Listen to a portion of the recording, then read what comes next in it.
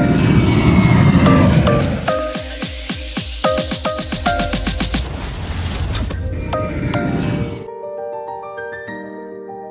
जो हर एस्पेक्ट से हमको काम भी आएगा। आज हम लोग जो है लास्ट में गांधी जी को करेंगे, लास्ट में गांधी जी को करेंगे। गांधी जी क्वेश्चन बहुत आते हैं, उनका थोड़ा सा लंबा है एक चीज़, तो दोनों एस्पेक्ट तो नहीं पढ़ाएंगे मॉडर्न हिस्ट्री की तरह से, फिलोसफी उनको पढ़ा कर देखेंगे हम लोग, ठीक है। ये सब कुछ इसमें हम ऐड कर सकते हैं। RRR रविंद्रनाथ टैगोर को इसलिए स्टार्ट करेंगे कि फिलोसफी थोड़ा सा बाकियों से अलग है और हमको पर्सनली अच्छा लगता है इनका फिलोसफी, ठीक है। तो एनीवेज अगर कुछ फैक्ट्स की बात करें तो रविंद्रनाथ टैगोर के बारे में बता दीजिए, कब पैदा हुए हैं, पैदा छोड़ दीजिए, मतलब टाइटल से इनको क्या क्या मिला हुआ है। बर्थ तो हमको कोई लेना देना नहीं है फिलहाल, लेकिन फिर भी 1861 से इनका जो है एक टाइम फ्रेम खाली समझ कर रखना कि इस वक्त ये थे 1861 यानी आफ्टर द ग्रेट रिवॉल्ट, इसके बाद से 1941 तक ये थे, ठीक है। और इनके फादर का नाम पता होना चाहिए मेरे ख्याल से, क्या है, हाँ, देवेंद्रनाथ टैगोर, इनके फादर का नाम पता होना चाहिए। रिफॉर्म मूवमेंट जब हम लोग मॉडर्न हिस्ट्री के अंदर पढ़ते हैं तो इनका नाम पढ़ा जाता है बहुत जगहों पे। तो देवेंद्रनाथ टैगोर, इनकी मम्मा का नाम भी है शारदा देवी है, इनका मम्मा का नाम शारदा देवी जी हैं। और इनके सिबलिंग्स में से बहुत लोग थे, इसमें द्विजेंद्रनाथ, सब रिफॉर्मर्स थे, सभी ऑलमोस्ट सब रिफॉर्मर्स थे। द्विजेंद्रनाथ, सत्येंद्रनाथ टैगोर एक नाम आता है जो ICS पास किए थे, ठीक है। तो कुछ कुछ जो सिबलिंग्स है, कुछ इंपॉर्टेंट नाम जहन में रखिएगा। ये जो लिख रहा हूँ ना, ये सिबलिंग्स है इनके, सिबलिंग्स का मतलब पता ही होगा, थी है ना, सिबलिंग्स है। तो एक है द्विजेंद्रनाथ, ये मॉडर्न हिस्ट्री जब हम लोग स्टार्ट करेंगे तो इसमें बहुत सारे नाम हम लोग देखेंगे। द्विजेंद्रनाथ है, फिर जाके आपको सत्येंद्रनाथ है, सत्येंद्र नाथ हैं, ठीक है। ऐसे 4-5 हैं उनके, ठीक है। तो जो मेन रिफॉर्मर्स उनका नाम सब लिखा हुआ है, सारे सिबलिंग का नाम हमको याद नहीं रखना है, ये नाम 2 नाम जो है यूज होगा, बार बार यूज होगा, ठीक है। चलिए, और इनके स्पाउस का नाम बता दिए खाली, मृणालिनी देवी, स्पाउस का जो नाम है मृणालिनी देवी। ये हल्का सा कुछ फैक्ट्स है रविंद्रनाथ टैगोर जी के बारे में। और अभी कोई इनके लिनियज से कोई है, अभी जानते हैं किसी को? एक एक्ट्रेस गुजरी कभी भी होगी वो, हाँ, रविंद्रनाथ टैगोर के पोती मानी जाती हैं वो, पोती शर्मिला टैगोर, ठीक है। तो खैर ये सब अपने एग्जाम के लिए काम का नहीं है, अपने काम का बस है। देवेंद्रनाथ याद रखिएगा, शारदा देवी मम्मा का नाम है और स्पाउस का नाम मृणालिनी देवी है। इस चीज से हम लोग बाहर निकलते हैं थोड़ा सा, ठीक है। और मृणालिनी देवी जी, मृणालिनी देवी जी। अब इनका प्रोफेशन जो है ये बहुत कुछ थे उस वक्त के लोग पता नहीं बहुत कुछ होते भी थे, ठीक है। तो राइटर थे, सॉन्ग कंपोजर थे, प्ले राइट करते थे, एसेज थे, पेंटर थे, ठीक है, बहुत कुछ थे। मतलब जितना नाम याद कर सकती हैं वो थे वो, तो लिखने की जरूरत नहीं है। फिर भी एक बोला जाता है कि ये एक बंगाली पॉलीमैथ थे। पॉलीमैथ का मतलब क्या होता है? ऑलराउंडर, बस ये समझ लीजिए। तो इसको हम ऐसे बोल सकते हैं कि एक बंगाली पॉलीमैथ।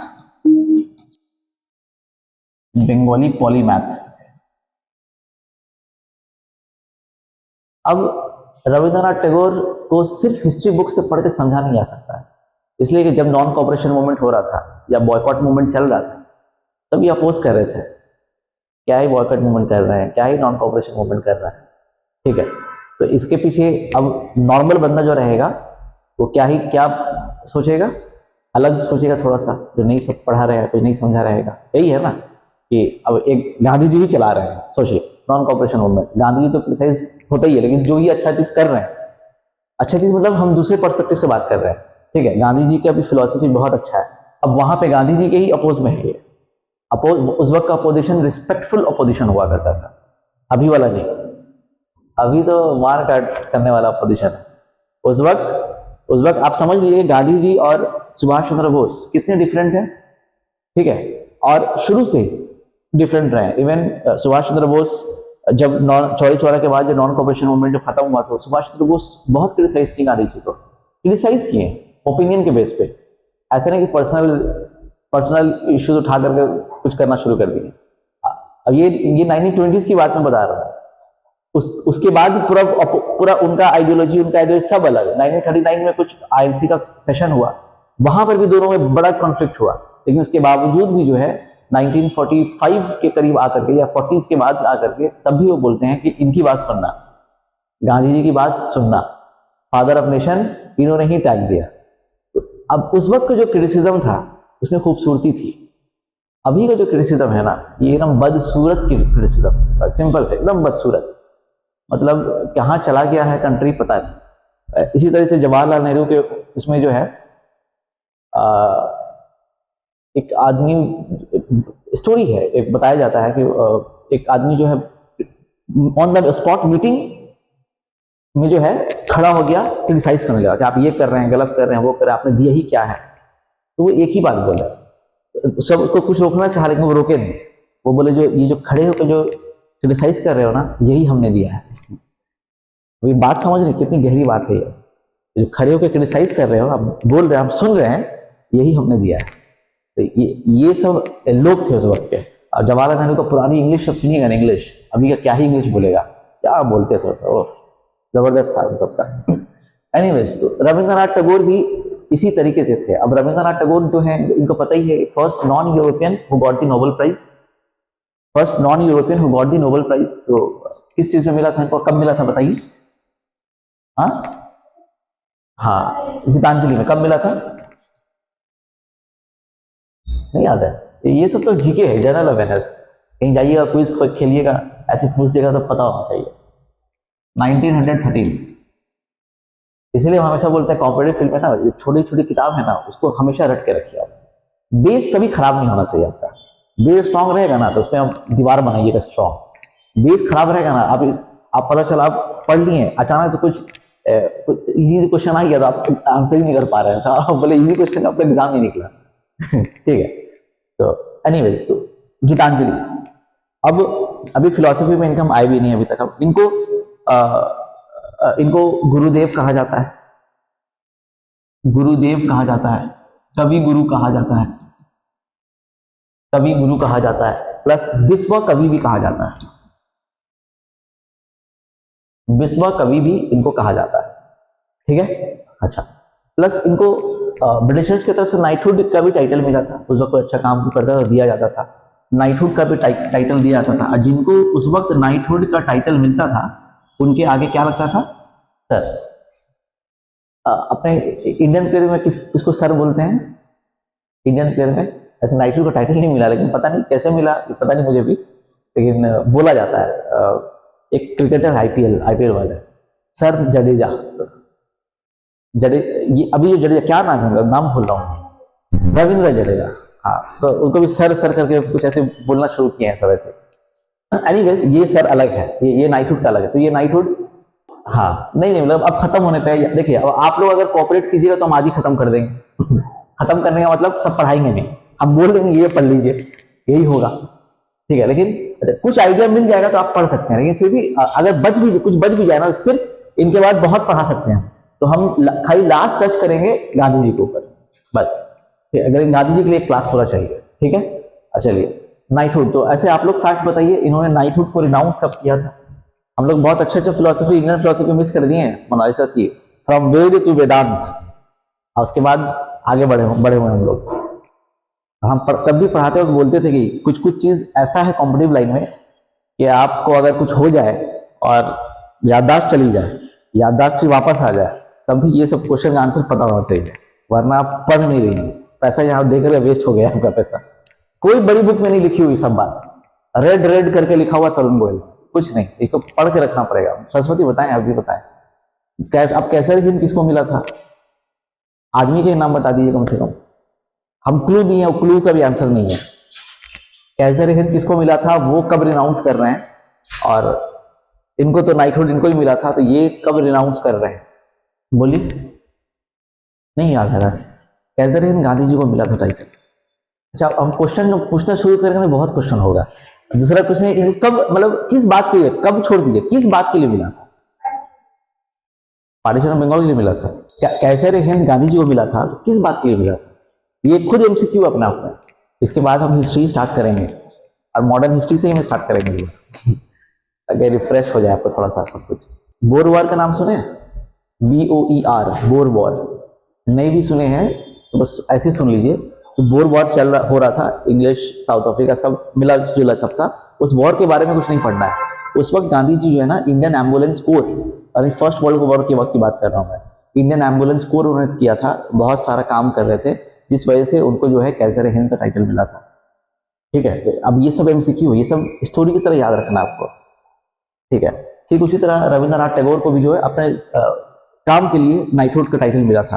ठीक है, इनका काम क्या था अभी फिलोसफी में इनके समझेंगे हम लोग। तो ये जो है, ये जलियांवाला बाग मैसाकर जो हुआ था, जलियांवाला बाग मैसाकर हुआ था, कब हुआ था ये तो मेरे ख्याल से सबको पता ही होना चाहिए, 1919, 13 अप्रैल 1919 में। तो उसके प्रोटेस्ट में ये चीज किया गया था। 1919 में ही खिलाफत मूवमेंट हो रहा है और उसी वक्त सब मिला जुला करके कैसर हिंद भी अनाउंस किया गया था। ठीक है, कि हम छोड़ रहे हैं इस चीज को। तो ये कुछ बेसिक चीज है जो आपको जिंदगी भर याद रखिएगा। जिंदगी भर इसलिए बोल रहा हूँ क्योंकि आपके आने वाले नस्ल होंगी, उनको भी पढ़ाना होगा, तो कितना कोचिंग में दीजिएगा ट्यूशन, खुद ही पढ़ा लीजिए इसको। चलिए, प्लस RNT के बारे में अगर बात करें, गुरुदेव जी के बारे में बात करें, और तो इन्होंने क्या स्टैब्लिश किया था पढ़ाने के लिए? शांति निकेतन। ठीक है, इन्होंने स्टैब्लिश किया था शांति निकेतन। अच्छा, और कौन सा शांति निकेतन, विश्वा भारती ऐसे बोलते हैं हम लोग। और क्या क्या सॉन्ग्स इन्होंने ये किया था, मतलब मॉडर्न हिस्ट्री के पॉइंट ऑफ व्यू से क्या ही दिए थे ये? बोलिए, जो आ रहा माइंड में बोल दीजिए। जन गण मन दिए थे, national anthem, national song Bankim Chandra Chatterjee. अच्छा, अब ये सब जब सवाल उठाई नहीं है, बंकिम चंद्र चटर्जी कहाँ पे लिखे हैं? नहीं, नेशनल सॉन्ग कहाँ पे लिखे हैं कहाँ पे? बोलिए, ये ओपन फ्री सेशन है, बोलते रहिए। एमसीक्यूज है, सब एग्जाम में क्वेश्चन पूछे जाते हैं, कोई भी एग्जाम से। नेशनल सॉन्ग जो है वो कहाँ पे, क्या क्वेश्चन क्या बोला मैं भी भूल गया लगता है कहाँ। हाँ, नेशनल सॉन्ग है नेशनल एंथम। नेशनल एंथम जो है जन गण मन की बात करें हम तो, अच्छा, RNT 2 जगह का नेशनल एंथम दिए हैं, 2 कंट्री का। कौन कौन से? बांग्लादेश का। यहाँ जन गण मन है तो वहाँ क्या है? आवाज सोनार बांग्ला। ठीक है, अच्छा, तो नेशनल सॉन्ग आप बोले तो नेशनल सॉन्ग जो है आंसर आ गया कि बंकिम चंद्र चटर्जी ने दिया है। तो कहाँ, किस में लिखा हुआ वो चीज किस में लिखी हुई है? अब वो उसका नाम बताइएगा तो हम बोलेंगे वो पब्लिश कब हुआ। हिस्ट्री में क्वेश्चन बहुत है, नहीं याद रखिए। तो फिर ऐसा नहीं, कोई बोरिंग चीज नहीं है, इसको याद रखिए। बहुत अच्छा, हमको तो बहुत मजा आता है, हम तो पहले ही बोले। इसमें यही चैलेंज है ना, याद रखना आपको। इस चैलेंज को एक्सेप्ट कीजिए। कुछ नहीं, आनंद माठ, आनंद माठ, आनंद माठ में ही लिखा हुआ है। अब आनंद माठ से वो फिर क्वेश्चन बहुत सारा याद आता है, कौन से रिवॉल्ट के बारे में आनंद माठ में लिखा हुआ है? जो हिस्ट्री पढ़ाए वो उनके लिए खाली, कौन से रिवॉल्ट के बारे में आनंद माठ में लिखा हुआ? आनंद माठ पब्लिश कब हो रहा है? हम जो भी पूछ रहे हैं ना, सब एमसीक्यू आया है, सब एमसीक्यू आ चुका है। तो ये ऐसे बाय हार्ट आपको याद रखना पड़ेगा। हमको ऐसे कोई लिख करके नहीं आया, हम तो रविंद्रनाथ टैगोर पढ़ाने आए, लेकिन आप लोग गांधी जी के ऊपर हम चले गए हैं थोड़ा सा, तो उधर मूव हो गया, थोड़ा सा मामला उधर चला गया।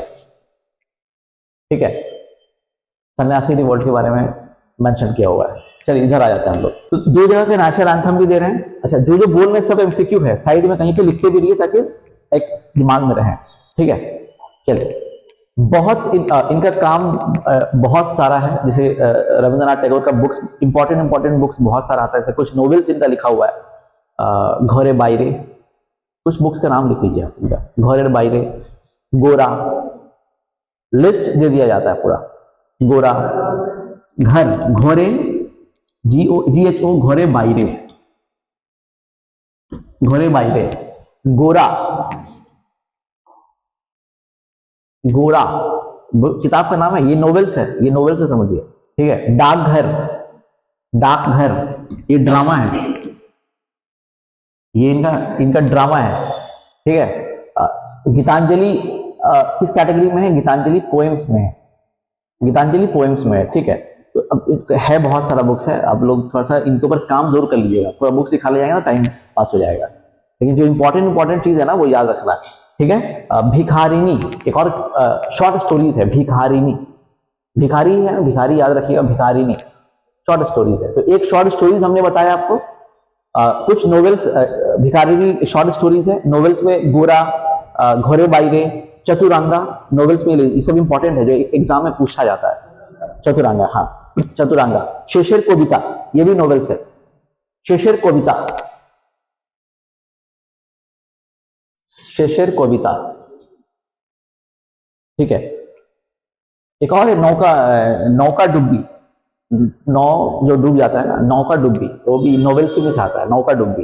शॉर्ट स्टोरीज में भिखारी नहीं बोला हूं। अच्छा, काबुली वाला बहुत फेमस है यार, हाँ काबुली वाला एग्जाम में पूछता है, काबुली वाला। तो देख लिया, ये सब जो बुक का नाम बोले हैं ना, आपको एग्जाम में पूछा जाता है, जनरल नॉलेज की तरह भी, सिर्फ हिस्ट्री की तरह नहीं। आप कहीं क्विज में पार्टिसिपेट करने गए तो रैंडमली भी पूछाइए किसका लिखा हुआ है, तो कुछ आपको याद रखना पड़ेगा एनी टाइम, तो आपका आईक्यू बढ़ता रहेगा इससे, याद रखने से भी, ठीक है। अब हम लोग चलते हैं इनके फिलॉसफी के बारे में। अगर इनके फिलॉसफी में अगर हम पढ़ें तो हम देखेंगे कि RNT हम लिखते हैं शॉर्ट में, ठीक है। जो कुछ बड़ी बड़ी चीजें इनके अंदर इनके पास है। एक है ह्यूमैनिस्ट, ह्यूमैनिस्ट सब फिलॉसफी का पार्ट है, ठीक है। अगेन ये एथिक्स में भी काम आएगा, GS पेपर 1 में भी काम आएगा, कल्चर वाला पार्ट में भी आएगा। इनफैक्ट हमने GS पेपर 1 में क्वेश्चन भी शायद दिया था कि रविंद्रनाथ टैगोर और गांधी जी का नेशनलिज्म में और एजुकेशन में डिफरेंसेस बताइए। मेंस पेपर जो यहाँ पे टेस्ट दे रहे थे उसमें शायद क्वेश्चन भी था, आई थिंक, है ना, ठीक है। हम यहाँ डिस्कशन भी किए थे, जो नहीं भी तभी हम डिस्कशन किए थे, ठीक है। ह्यूमैनिस्ट एक फिलॉसफी है इनका, यूनिवर्सलिस्ट फिलॉसफी है इनका, यूनिवर्सलिस्ट फिलॉसफी है इनका, प्लस नेशनलिज्म या क्रिटिक ऑफ नेशनलिज्म। ये जो नेशनलिज्म के बहुत बड़े क्रिटिसाइज करते थे, अब बहुत वैलिड रीजन भी था इन्हें क्रिटिसाइज करने का। इंटरनेशनलिस्ट, इंटरनेशनलिस्ट, एजुकेशन लिखा होगी नहीं, एजुकेशन, इनका एजुकेशन क्या था। सब चीज की शुरुआत जो है ना एजुकेशन से ही होती है, तो हम भी जो है एजुकेशन पे ही फोकस पहले करते हैं। चलिए, अगर RNT की बात करें, रविंद्रनाथ टैगोर जी की बात करें, तो ये सब वर्ड आप नोट कीजिएगा। आइडियलिज्म, वेदांतिज्म, लिखिए इस बात को खाली पहले, इसी से सब डिराइव होता है, सबका मिक्सअप है इनका। Idealism, vedantism, spiritualism, individualism, idealism, vedantism, spiritualism, individualism, naturalism, humanism,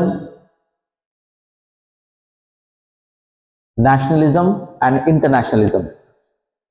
तो अगर रविंद्रनाथ टैगोर के बारे में लिखना है तो इसी सबको एक एक उठा करके पकड़ के लिख दीजिए सब, ठीक है। आइडियलिज्म ऐसे किसको बोलते हैं? यूटोपियंस, मतलब एक ऐसा चीज क्या, और इसको थोड़ा डिस्क्राइब कीजिए, यूटोपियंस क्या हुआ? पैराडाइज टाइप का कुछ होता है, यही हो एकदम होना चाहिए, परफेक्शन, पूरा हर चीज परफेक्शन होना चाहिए, तो इसके थे। वेदांतिज्म पता है हमको, वेदांतिज्म में भी अद्वैत वेदांतिज्म जो है फोकस करते थे ज्यादा, अद्वैत वेदांतिज्म, लेकिन डिफरेंट है थोड़ा। अद्वैत वेदांतिज्म क्या पढ़े थे हम लोग? डुअलिज्म नहीं, ये ठीक बोले आप, लेकिन उसको ट्रांसलेट गलत कर रहे हैं आप। नॉन डुअलिज्म, मोनिज्म क्या चीज, क्या मोनिज्म? आत्मा परमात्मा एक ही है, बस वही है, हाँ अलग अलग नहीं है, ये नहीं है। क्या स्टार्ट करने जा रहे थे हम लोग, इसमें क्या पढ़ना है पसंद करेंगे, आप ही बताइए। चलिए ह्यूमैनिज्म, चलिए ह्यूमैनिज्म ही पढ़ते हैं इनका पहले। अब ह्यूमैनिस्ट में क्या बोल रहे हैं? ह्यूमैनिज्म, बेसिकली ह्यूमैनिज्म है ये, ह्यूमैनिस्ट लिखे गए थे हम, ठीक है, ह्यूमैनिज्म है। अब ये बात करते हैं ह्यूमैनिज्म के बारे में, तो ह्यूमैनिज्म का मतलब क्या ही हो गया है कि गॉड को से भी ज्यादा तरजीह देते हैं ह्यूमैनिटी। क्या बोल रहा हूं मैं, एकदम शॉर्ट में फिलॉसफी समझिए, लंबा लंबा लिखा रहता है। रविंद्रनाथ टैगोर जी गॉड पे बिलीव करते हैं, ठीक है, लेकिन होता है ना कि बहुत सारी चीज ऐसी बोली गई है जो अनक्वेश्चनेबल हो जाता है रिलीजन में, तो उसको क्वेश्चन करना है हमको, ठीक है। और वहां पे हमको ये देखना है कि कहां पे ह्यूमैनिटी सफर नहीं हो रहा है उस चीज की वजह से। तो ह्यूमैनिटी को ज्यादा प्रिफर करते हैं रिलीजन के ऊपर, गॉड के ऊपर, लेकिन वो मानते हैं कि गॉड है। ठीक है, अब गॉड को पहचानना एक कॉमन है नॉलेज, एक कॉमन चीज है नॉलेज। तो ह्यूमैनिज्म को इनके नजदीक जो ह्यूमैनिज्म है कि सबसे बड़ा धर्म जो है ह्यूमैनिटी ही है, सबसे बड़ा धर्म ह्यूमैनिटी ही है, इससे बड़ा धर्म और कुछ भी नहीं है। अब ह्यूमैनिटी मतलब सिर्फ टेरिटरी वाला अंदर वाला नहीं कि हम सिर्फ अपना ह्यूमैनिटी सोच रहे हैं। ठीक है, आपका जो दूसरा कंट्री है उसका भी ह्यूमैनिटी है। अब इसको आप रिलेट कीजिए कि जब नॉन कोऑपरेशन मूवमेंट हो रहा है, अब गांधी जी बोल रहे हैं कि बॉयकॉट करने के लिए, बॉयकॉट करने के लिए, तो बॉयकॉट करने से कोई सफर होगा, दूसरे लोग भी सफर होंगे। ठीक है, तो वो बोल रहे हैं फिर क्यों कर रहे हैं ऐसा। ठीक है, इसी वजह से जो है वो इनकार करते हैं इन सब चीज, कुछ चीजों में इनकी अपनी फिलॉसफी, अपना थॉट है, वो इनकार करते हैं कि ऐसे नहीं होना चाहिए। ठीक है, तो ह्यूमैनिज्म जो है पहले आता है इनके लिए, ह्यूमैनिज्म फिलॉसफी में ह्यूमैनिटी पहले आता है, हर चीज से ऊपर ह्यूमैनिज्म आता है। यहाँ पे एकदम बेसिक कॉन्सेप्ट है। अब इसको अप्लाइड एथिक्स लगा दीजिए, ब्यूरोक्रेसी में हम एथिक्स पढ़ रहे हैं, moral thinkers and philosophers. Applied ethics, हम अप्लाइड एथिक्स समझ में आ रहा है ना, प्रैक्टिकली जो ब्यूरोक्रेसी एडमिनिस्ट्रेशन में क्या है, आप अगर रिलेट करिएगा तो हम आरएनटी से क्या ले सकते हैं, तो हम बोलेंगे कि भाई एक ऑफिसर को ह्यूमैनिज्म होना चाहिए। ठीक है, humanism philosophy of the R N Tagore का जो है, अब ब्यूरोक्रेसी में एक होना चाहिए हमारा। अब ह्यूमैनिज्म ही क्या है नॉर्मली। अच्छा, फिर इसको मानते भी हैं, अद्वैत वेदांत को भी मानते हैं, यानी दोनों एक है। जब दोनों एक है तो उसको डिफरेंट इस तरीके से बोला जाता है, जब दोनों एक है। तो अगर आप किसी का इंसल्ट करते हैं तो आप उस इंसान का इंसल्ट नहीं कर रहे हैं, आप परमात्मा का इंसल्ट कर रहे हैं, तो आप इंसल्ट कीजिए ही मत। समझाइए बात। तो उसको इस एंगल से समझा जाता है, इस ह्यूमैनिज्म को। ठीक है, चलिए अब थोड़ा सा इसमें लिख लेते हैं। It advocated a strong belief, under humanism में लिखेंगे। ठीक है, it advocated a strong belief in the great potential of human beings. लिखें, his philosophy revolve around universal brotherhood. ये सब वर्ड आपको खाली दिमाग में रखना है, यूनिवर्सल ब्रदरहुड। ठीक है, he elevates man above everything, he elevates man above everything else and demonstrate his supremacy. He elevates man above everything else and demonstrate his supremacy over the rest of the creation. और एक इनका एक quotation type का भी छोटा सा लिखेंगे इसी में, इसी ह्यूमैनिज्म को समझने के लिए। एब्सोल्यूट मैनिफेस्ट्स इटसेल्फ इन मेन। यहां पे मेन का मतलब जेंडर वाला मेन नहीं है, नॉर्मल इंसान। एब्सोल्यूट मैनिफेस्ट्स इटसेल्फ इन मेन, इसी को समझाते हैं, इसी बात को। In the words of Tagore, comma, God himself may be considered in terms of humanity. God himself may be considered in terms of humanity. ठीक है, इसी ह्यूमैनिज्म में हम लोग फॉर्मल, इनका ह्यूमैनिज्म फिलॉसफी नॉर्मल समझ में आया तो क्या बात हो रही है। सारा कुछ क्रिएशन, सब कुछ ह्यूमैनिटी, मतलब जब ह्यूमैनिज्म की बात कर रहे हैं हम लोग तो यूनिवर्सल ब्रदरहुड की बात कर रहे हैं, यूनिवर्सल, नेशन वाला नहीं। नेशनलिज्म को तो खतरनाक क्रिटिसाइज कर रहे हैं, खतरनाक, जो अगर इसका प्रूफ के साथ बात करेंगे हम लोग, नेशनलिज्म कैसे खतरनाक हुआ। ठीक है, तो इनके नजदीक जो है ना, इनके नजदीक जो है इंपॉर्टेंस ऑफ मैन है। अगेन मैन का मतलब यहां पे आप सिर्फ मेल मत समझिएगा। ठीक है, इनके नजदीक इंपॉर्टेंस ऑफ मैन है। ठीक है, दूसरी चीज, God is nothing but human truth. ये सब वर्ड है, God is nothing but human truth.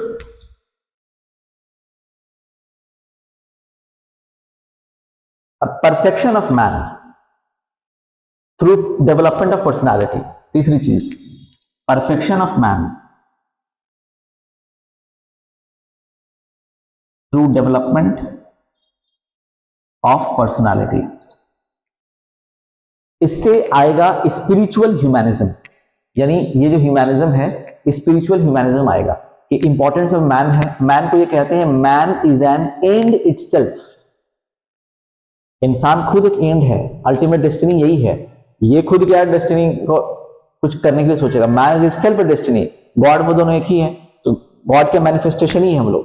ठीक है, तो लेकिन फिर भी यही भी बोला जाता है कि भाई सब चीज से ऊपर ह्यूमैनिज्म ही माना जाता है, और जब ह्यूमैनिज्म हम सोचेंगे तो हम सिर्फ सोसाइटी के प्रोग्रेस के लिए, ग्रोथ के लिए इसी पे हम सिर्फ काम करेंगे।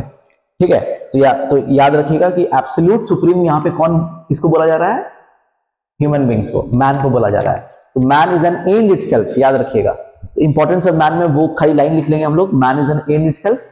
बस हम पूरा पैराग्राफ नहीं लिखा रहे हैं हमारे पास, लेकिन पैराग्राफ नहीं लिखा रहे हैं। आप सब कोर कॉन्सेप्ट समझिए कि ह्यूमैनिज्म क्या है, प्लस स्पिरिचुअल ह्यूमैनिज्म के लिए तीन चीज डिस्क्राइब किया गया है बाय द, ये सब गीतांजलि में मिलेगा, आपको लिखा हुआ मिलेगा। ठीक है, इंपॉर्टेंस उससे नरेट कर सकते हैं हम लोग गीतांजलि से।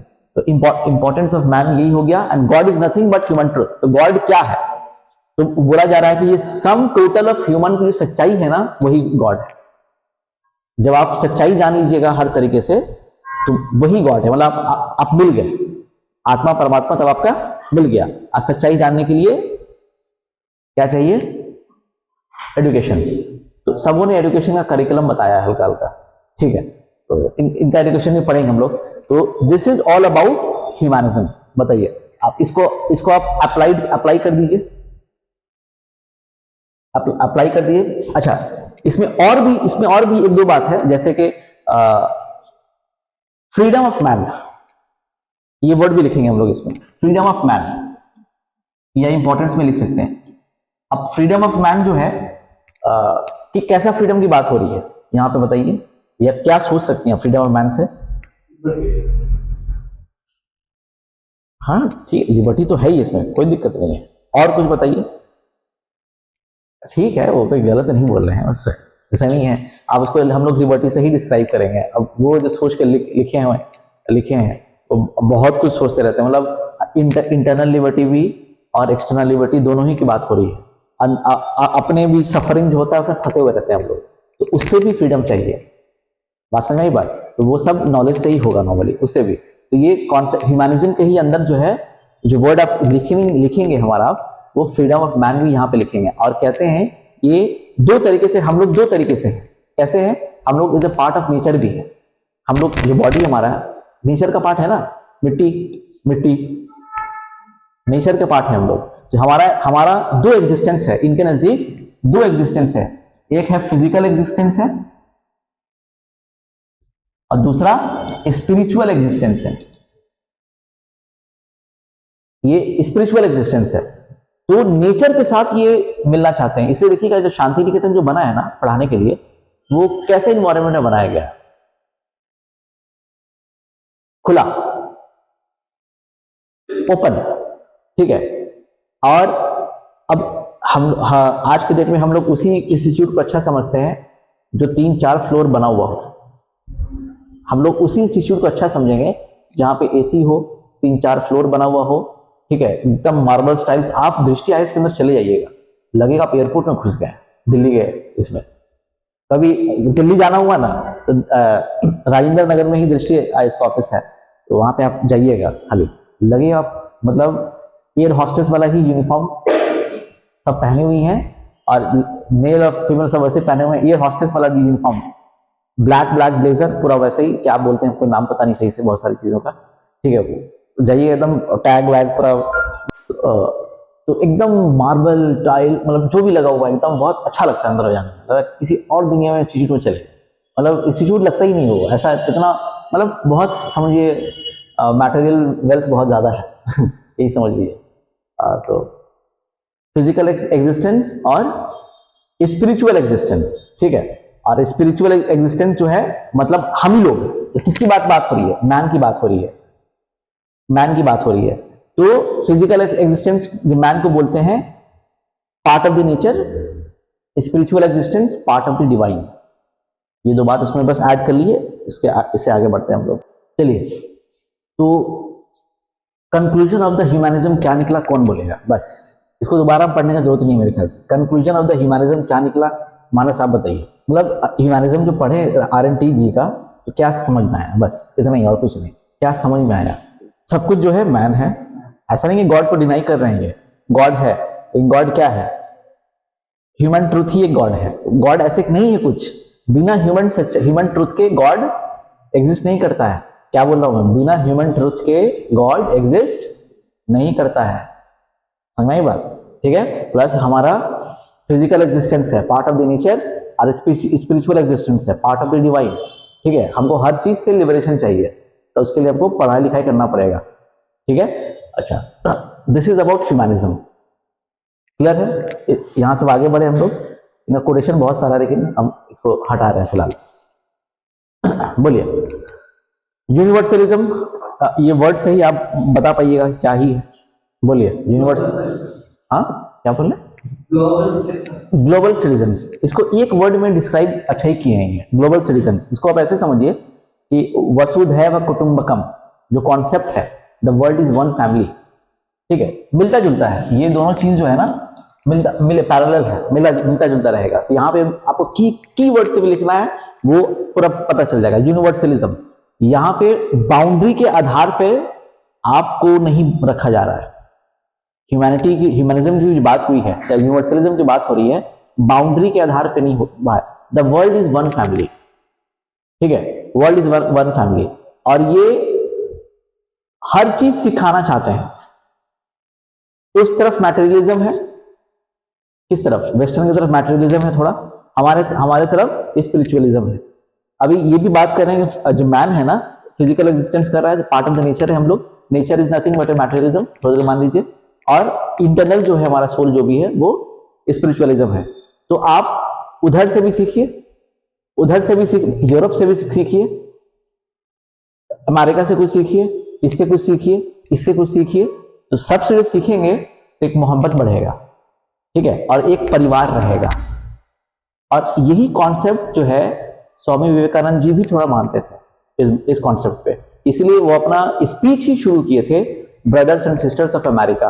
अब पहली बार कोई इंटरनेशनल प्लेटफॉर्म पे जा करके, मतलब एक हिंदी बोलने वाला जगह से उस स्पेनिश वाले जगह में या उस अलग लैंग्वेज बोलने वाली जगह में ब्रदर्स एंड सिस्टर्स को डिनोट किया, तो लोग बहुत तारीफ किए थे उस वक्त में भी, कि सब भाई बहन हैं एक दूसरे के, ठीक है। तो ये ही कॉन्सेप्ट जो है ना यूनिवर्सलिज्म, तो इसको आप ना लिख करके कुछ नहीं समझ सकते, कॉपी भर जाएगा लिखते लिखते।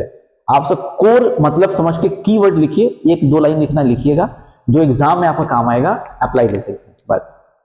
खाली कॉन्सेप्ट का एक पढ़ना बहुत सारा है, फिलोसफी तो पूरा पढ़ा नहीं रहे, ठीक है। तो अगेन वहां पर यूनिवर्सलिज्म में भी आप वसुधैव कुटुंबकम कर दीजिएगा, और इसके बाद ही हम लोग नेशनलिज्म के अंदर पहुंचेंगे हम लोग, ठीक है। तो यूनिवर्सलिज्म में कोई दिक्कत है तो बोलिए, ठीक है, तो बोलिए, ये दोनों एकदम क्लियर है। तो ये बात ग्लोबली कर रहे हैं, जो ग्लोबल सिटीजन्स की बात कर रहे हैं, पूरा ग्लोबली बात कर रहे हैं, और सबको लेने की बात कर रहे हैं, सबसे हर चीज लेने की बात कर रहे हैं, ठीक है। चलिए नेशनलिज्म पे आते हैं। नेशनलिज्म का इनका बड़ा ही तगड़ा सा क्या बोलते हैं थॉट है, बहुत तगड़ा थॉट है, और हमको भी लगता है कहीं ना कहीं ये बहुत सही भी है। हाँ exactly, he denies the concept of nationalism. It doesn't mean that he doesn't love our country. Patriotic, yes, but he completely refused the concept of nationalism. The way we are actually looking the concept of nationalism. क्या ही अब nationalism है इनके लिए, ठीक है। True nationalist बोलते हैं ये इंडिस्प्यूटेबल ह्यूमैनिस्ट। अब इसको अपने लैंग्वेज में कुछ भी लिख सकता है आदमी, लेकिन मेंस का आंसर राइटिंग में लिखने में कुछ अच्छा वर्ड हल्का सा डालना पड़ेगा। तो एक एक पॉइंटर कीजिए खाली, और नेशनलिज्म इसी पॉइंटर में समझ में आ जाएगा आपको। जो ट्रू नेशनलिस्ट जो है ना, is above all an indisputable humanist, above all an indisputable humanist। indisputable humanist में आप क्या फर्दर ऐड करेंगे, रिलीजन, indisputable humanist। अब इसमें क्या, रिलीजन, रेस, इन सबको नहीं देखना है हमको, religion, race, language, state, nation. फिर से समझिए, नेशनलिज्म अभी स्टार्ट ही किया हूं नॉर्मली। जो ट्रू नेशनलिस्ट होगा अगर, वो हर चीज से, जितना भी इंडिस्प्यूटेबल वाला कॉन्सेप्ट है ना, इंडिस्प्यूटेबल ह्यूमैनिस्ट के ऊपर होगा हर चीज से। मतलब ना ही हम रेस देखेंगे, ना ही रिलीजन देखेंगे, ना ही लैंग्वेज देखेंगे, ना ही स्टेट देखेंगे, ना ही नेशन देखेंगे। सब एग्जिस्ट करता है, ऐसा नहीं कि एग्जिस्ट नहीं करता है, लेकिन हमको ये सब चीज देखना ही नहीं है। जो नेशनलिज्म जो कॉन्सेप्ट है वो बोल रहे हैं कि एकदम नैरो कॉन्सेप्ट है, ये नैरो कॉन्सेप्ट है। इनका जो नेशनलिज्म का कॉन्सेप्ट है वो ब्रॉडर नेशनलिज्म का कॉन्सेप्ट है। और ये नेशनलिज्म वर्ड बोलते भी नहीं है, समझ लीजिए एक तरीके से, ठीक है। क्या क्या बोलते हैं जब आप नेशनलिज्म को वर्शिप करने लगते हैं तो वहां पे आपको अपने अंदर सुपीरियरिटी आना शुरू हो जाएगा। ध्यान से समझिए, जब आप नेशनलिज्म को वर्शिप करने लगते हैं कि जो है बस यही है, हमारा यही बाउंड्री है, इसको ही सब कुछ करना है, तो आप ह्यूमैनिज्म खत्म करने लगते हैं। दूसरे के बाउंड्री में आपको वो फिर अच्छा लगने नहीं लगता है। ठीक है, फिर समझिए, आप जब अपना नेशनलिज्म बयान करने लगते हैं, अपने टेरिटरी का नेशनलिज्म बयान करने लगते हैं, तो दूसरे टेरिटरी का इंसान आपको इंसान नहीं दिखता है। उस वक्त वॉर होगा, आप मारिएगा, आप प्राउड फील कीजिएगा। देखिए प्रैक्टिकली, अगर किसी से वॉर आज के डेट में हो, प्राउड फील करेंगे हम लोग, हम जीते, इतने सिपाही को मारे, इतने सोल्जर्स को मारे, यही करते हैं ना। वर्ल्ड वॉर में क्या ही हुआ, कितने लोग मरे हैं वर्ल्ड वॉर में, कितने लोग मरे हैं, लेकिन जो जिस कंट्री का जिस साइड से मार रहा है उसके लिए वो नेशनलिज्म। और एग्जांपल लीजिए, हिटलर राइज कैसे हुआ, किस बेस पर राइज हुआ, ये एक अलग चीज हो गया कि उसको इस वजह से कर रहा है, लेकिन मेन चीज क्या है ना कि सुपेरियरिटी, नेशनलिज्म, वहां जर्मन में जो नेशनलिज्म निकल करके आया, हिटलर के थ्रू जो निकल के आया, सुपेरियरिटी की, हम लोग ही अच्छे एक रेस से हैं, हम लोग ही हर जगह हुकूमत कर सकते हैं, ऐसा कुछ कॉन्सेप्ट निकल के आया वहां पे, और हमारा जो टेरिटरी है, हम ही लोग सबसे अच्छे हैं, हमारा रेस। इसके अलावा जो रेस होगा वो खराब है, मेजॉरिटी वर्सेस माइनॉरिटी। जो माइनॉरिटी है उसको मार भगाओ। मारा मतलब कैसे मारा समझ लीजिए। अच्छा, कुछ पछतावा भी नहीं हो रहा है, खुशी हो रही है। ठीक है, तो ये वॉर में अब देखिए, एक वॉर होता है तो कितने लोग मर जाते हैं, हम लोग उसको काउंट नहीं कर पाते हैं, लेकिन एक घर से कोई इंडिविजुअल की मौत होती है, उस घर में कैसा लगता होगा, किसी में भी, कहीं पर भी, किसी भी रिलीजन का हो, वॉर अगर चल रहा हो तो।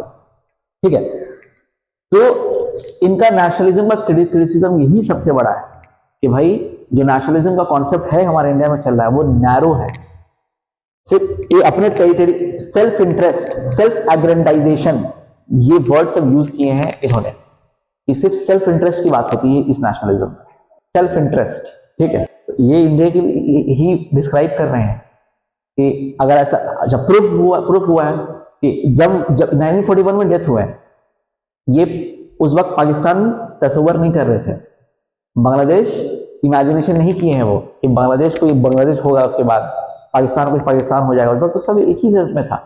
ये बाउंड्री कैसे डिसाइड हो गया, नेशनलिज्म की वजह से। ये बाउंड्री कैसे डिसाइड हो गया, नेशनलिज्म की वजह से बाउंड्री डिसाइड हो रहा है। तो इनका व्यू का ये प्रूफ है खुद पाकिस्तान और बांग्लादेश जो हुआ। तो जब आरएनटी जब थे, जिंदा थे, तब थोड़ी पाकिस्तान कुछ था, थोड़ी कुछ वैसा कॉन्सेप्ट निकल के आया पूरा वैसा कि वो होगा वो हो जाएगा, ये दिख रहा था, उस पाथ में तो चल ही पड़े थे हम लोग, या बांग्लादेश का कॉन्सेप्ट कुछ थोड़ी निकल के आ गया था। लेकिन ये प्रूफ है उनका, इनके व्यूज का कि ये नेशनलिज्म के क्रिटिक्स क्यों करते हैं, ये प्रूफ था। ठीक है, अगेन पॉलिटिक्स ही है, पॉलिटिक्स में ही पूरा बर्बाद हुआ है ये पूरा। ठीक है, तो अगेन इनका कहना है कि humanism is above nationalism, humanism is above nationalism. Gandhi ji इसमें डिफरेंट है, गांधी जी कहते हैं नेशनलिज्म इज अबव ह्यूमैनिज्म। ये फर्क है दोनों के नेशनलिज्म में, ये दोनों बात लिख भी लीजिएगा, अभी जो मैं बोला हूं, बाद में निकलेगा कि नहीं पता नहीं। ठीक है, समझाई बात क्या बोल रहा हूं मैं। इनके लिए ह्यूमैनिज्म, अब ह्यूमैनिज्म क्या है, the world is one family, तो हम सबको वैसे ही कंसिडर करेंगे, और हर कोई वैसा ह्यूमैनिज्म समझ ले तो जंग ही नहीं हो, वॉर ही नहीं हो, यही हुआ ना, वॉर नहीं हो। तो इसीलिए हमको इनका ये वाला चीज अच्छा लगता है। ठीक है, अब इनका जो नेशनलिज्म को जो क्रिटिसाइज करते हैं, ये वॉयलेंस लेकर के आता है। देखिए, नेशनलिज्म के नाम पे सब कुछ है, नेशनलिज्म रिलीजन से जुड़ जाएगा, जुड़ करके फिर वो वॉयलेंस की तरफ मूव करेगा, यही होता है। हाँ, वहां ठीक है, लेकिन ये जो फिलॉसफी दे रहे हैं रविंद्रनाथ टैगोर जी, ये मतलब जो इंडियन ही है ना, ये इसी कॉन्सेप्ट में क्रिटिसाइज कर रहे हैं वो, और सबके लिए कर रहे हैं, ये सबके लिए कर रहे हैं, यूनिवर्सल ब्रदरहुड चाह रहे हैं। अच्छा, सब एक्सेप्ट भी किया है, लेकिन प्रैक्टिकली तो कुछ होता नहीं है, बात तो वही है, प्रैक्टिकली तो कुछ होता नहीं है। लेकिन ऐसा नहीं है कि ये कॉन्सेप्ट से वो अपने मिट्टी से प्यार नहीं करते थे, करते बहुत थे, लेकिन इनका नेशनलिज्म ब्रॉडर कॉन्सेप्ट में था, और ये जो जिस नेशनलिज्म की क्रिटिसाइज कर रहे हैं वो नैरो कॉन्सेप्ट में उनको बोला जा रहा है। This is all about nationalism of the Tagore. अब बोलिए, ही वॉज अ नेशनलिस्ट। हाँ क्या बोलिए? हाँ नहीं, नेशनलिस्ट थे, दोनों लिखने का, हाँ डिफरेंस को जस्टिफाई करना पड़ेगा, जस्टिफाई करना पड़ेगा। वो नेशनलिज्म थे लेकिन क्रिटिक्स भी करते थे। नेशनलिस्ट इनके लिए नैरो कॉन्सेप्ट ऑफ नेशनलिज्म नहीं था, ब्रॉडर कॉन्सेप्ट ऑफ नेशनलिज्म था। ये सब वर्ड कुछ कुछ वहां पे हम लोग यूज करना है। अब मानस फिर से मुस्कुरा रहा है, पता नहीं क्या। ये जो मुस्कुराता है ना, तो समझ में आता है कि इसको अभी समझ में नहीं आ रहा बहुत सारा चीज। ये सिंबल है इसका, मानस का। इसलिए क्लास जो है डेली करते रहने से कुछ चीज अडॉप्ट होता रहता है। कुछ नहीं पढ़ाया है मानस, बहुत सिंपल है। ये जो नेशनलिज्म की बात कर रहे हैं, क्या बात की बताओ, जो समझे वही बता दो। चलो, ह्यूमैनिज्म अबव नेशनलिज्म, बोलिए। अग्रेसिव, इसको और अच्छे से बोल सकते हैं, अग्रेसिव नेशनलिज्म के खिलाफ, ये हम सही वर्ड कर सकते हैं। अग्रेसिव नेशनलिज्म इंपीरियलिज्म लेके आता है, हाँ वहां पे मामला खराब होता है। You should feel proud but you should not feel कि समवन इज इंफीरियर के उससे नीचे है, यहीं पे मामला पूरा खराब हो जाएगा। ठीक है, वो अब वो देखिए ना, लिबर्टी का आइडिया कहां से आया? फ्रेंच रेवोल्यूशन से। क्या इंग्लैंड में इक्वालिटी नहीं दिया हुआ है सबको? इंग्लैंड में जब उस वक्त जब इंग्लैंड जो रूल करने आया था, इससे पहले वहां सब चल रहा था, liberty equality fraternity French revolution से आया। लेकिन जैसे ही वो दूसरे कंट्री में आया तो कहां गया लिबर्टी इक्वालिटी फ्रेटर्निटी? खत्म। एग्जैक्टली ये जब आ गया कि हमारा ही सबसे अच्छा है, हमारा ही कल्चर सबसे बेस्ट है, बाकी का खराब है, तो बस वहीं पे नेशनलिज्म वाला इनके लिए यही आ गया कॉन्सेप्ट, और यहीं पे स्टार्ट हो जाएगा सेल्फ इंटरेस्ट, सेल्फ एग्रेनाइजेशन, वायलेंस, मारकाट, यहीं से शुरू हो जाएगा। ये है इनका नेशनलिज्म। समझ आ रही बात? तो दिस इज रविंद्रनाथ टैगोर का नेशनलिज्म।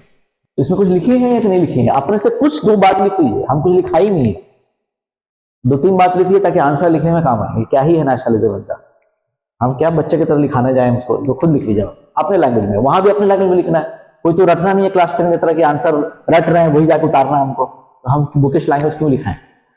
तो अपने से इसको 1 मिनट टाइम लीजिए, कीवर्ड्स लिख लीजिए और उसको पूरा कर दीजिए बस। और ये नेशनलिज्म वेस्ट का तो फुल क्रिटिसाइज है, एकदम खतरनाक वेस्टर्न का, क्योंकि वेस्ट पूरा इसी में चल रहा है, यही नेशनलिज्म कॉन्सेप्ट में चला है। हम लोग तो खैर कहीं जाके किए नहीं, हम लोग तो कहीं भी जाके कोई टेरिटरी को कब्जा किए नहीं कि उधर चले गए जाके वहां कर लिए, ठीक है, बाकी सब कर रहे थे अपना। ठीक है, तो ये वेस्ट के लिए एकदम फुल फिट बैठता है, और हमारे लिए सिर्फ इंडिकेशन है कि आप भी ऐसा ना सोचे। आप भी ऐसा सोचिएगा तो उसका प्रूफ है कि ऐसा बढ़ता रहेगा, स्टेट बढ़ता रहेगा। अभी अभी पता है ना कि हिंदी के ऊपर बहुत जोर दिया जा रहा है, हिंदी को नेशनल लैंग्वेज की अगर हम बात करें इसी पे, तो ये साउथ वाले इस पे बड़ा डिबेट चल रहा है, कुछ डिबेट भी चल रहा है। हाँ सही बात है, आई डू अग्री, एकदम सही है। हमारे यहाँ क्या रहा ना, देखिए ऐसा नहीं कि नहीं, वो पॉइंट बहुत सही बोल रहे हैं, वो गलत नहीं बोल रहे हैं, सो इसको एग्री करना पड़ेगा। ठीक है, हमारे यहाँ सबसे बड़ी खूबसूरती है क्या? यूनिटी एंड डाइवर्सिटी है। ठीक है, अब ये यूनिटी एंड डाइवर्सिटी, अब जब आर एस शर्मा हम पढ़ाए थे एंशिएंट हिस्ट्री में, एंशिएंट हिस्ट्री जब खत्म कर रहे थे तो हम क्या बताएं, आर एस शर्मा की किताब बहुत अच्छा लिखा हुआ मीन्स लिखने के लिए, याद रखिएगा। तो याद है कुछ भी कि towards the end of the ancient history जब खत्म हो रहा है तब पूरे इंडिया में आर्यनाइजेशन हो चुका है। आर्यंस ऊपर से आ रहे हैं ना, नीचे से कुछ नहीं आ रहे हैं, लेकिन आर्यनाइजेशन होने का मतलब क्या हुआ? आर्यनाइजेशन कल्चर पूरा डोमिनेट हो गया, वही चीज है। अब प्रॉब्लम क्या है ना कि दिल्ली में पार्लियामेंट है, दिल्ली में पार्लियामेंट है, अच्छा दे आर ऑल, ऊपर से नीचे तक हिंदूज मेजोरिटी है। ठीक है, हम मेजोरिटी की बात कर रहे हैं अभी हम, ऐसा नहीं कि तमिल वी आर नॉट, अलग रीजन से आ रहा है, अपना डिफरेंट कल्चर्स को लेकर के ये भी हिंदू है। लेकिन प्रॉब्लम क्या है ना, ये अभी चल रहा क्या है, हिंदी हिंदू वाला मामला चल गया, हिंदी हिंदू डोमिनेंट, ये मेरा अपना वर्ड है। हिंदी हिंदू डोमिनेंट चल रहा है। पार्लियामेंट में कौन डोमिनेंट है? North Indians. नॉर्थ इंडियंस का जो लैंग्वेज है वो हिंदी वाला लैंग्वेज है। तो अब इनको लग रहा है कि सबसे अच्छा कल्चर यही है, अब वही डोमिनेट करने की कोशिश हो रहा है, अब उसको रेजिस्ट कर रहे हैं, यहां से रेजिस्ट कर रहे हैं। और ये भी डिबेट में आया कि अगर आप बहुत ज्यादा कीजिएगा तो बोले कि पार्टीशन कर दो। पॉसिबिलिटीज, हम एक बात बोले डिबेट के टाइप पे, पॉसिबिलिटीज, ये सब इश्यूज उठते उठते ऐसे हो जाता है। समझ में आ रही बात? तो अब हमारे पास मलयालम है, हमारे पास कन्नड़ है, हमारे पास मराठी है, हमारे पास उड़िया है, हमारे पास तेलुगु है, हमारे पास बंगाली है, हमारे पास इंग्लिश है, हमारे पास इंग्लिश है, हमारे पास कुछ जगह पे नॉर्थ में उर्दू भी है। तो आप कैसे इंपोज कीजिएगा उसको, नेशनल लैंग्वेज कैसे ही डिक्लेयर कर दीजिएगा।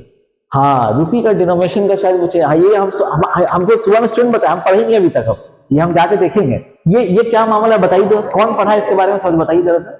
रुपी का क्या मामला बताइए थोड़ा सा, ये हम भी सुने हैं, पूरा स्टडी नहीं किया इसके ऊपर। हाँ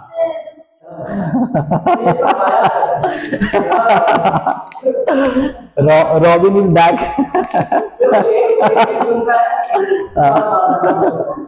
अब ये सब इश्यूज वाकई में हम अग्री करते हैं, हम तो आपका सपोर्ट करें इस बात पे, हम ये नहीं बोल रहे हैं। तो ये चल रहा है मामला, ये हकीकत बात है। हाँ नहीं, पॉलिटिक्स से सपोर्ट नहीं, इनका जो आर्ग्यूमेंट है ना वैलिड है, वो आर्ग्यूमेंट वैलिड है, ठीक है। यही है नेशनलिज्म। तो नेशनलिज्म का ये मामला आ जाता है ऐसा, समझ में आया बात। तो जो लिखना है लिख चुके हैं, इसमें कुछ लिखाने नहीं जा रहे हैं, हम आगे बढ़ते हैं, एजुकेशन पे आगे बढ़ते हैं नॉर्मली, ठीक है। तो ये है आरएनटी जी का। तो ये जो हम सोच रहे हैं ना, ये पहले सोच के बैठे हुए हैं सब, समझ रहे हैं, ये पहले सोच के बैठे हुए हैं। तो अब उसका इफेक्ट आपको दिखता रहेगा किसी न किसी। इसमें वेस्ट के नेशनलिज्म को फुल क्रिटिसाइज किए हैं, इंडिया के लिए वो इंडिकेशन है कि भाई वैसा ना करो आप। हाँ, इंडिया वैसा वेस्ट वाला नहीं है ये भी बात है, ये तो है। लेकिन आपको इनका जो फिलॉसफी यही है, ये नैरो कॉन्सेप्ट ऑफ नेशनलिज्म को क्रिटिसाइज करते हैं, लेकिन प्यार बहुत करते हैं, यही है।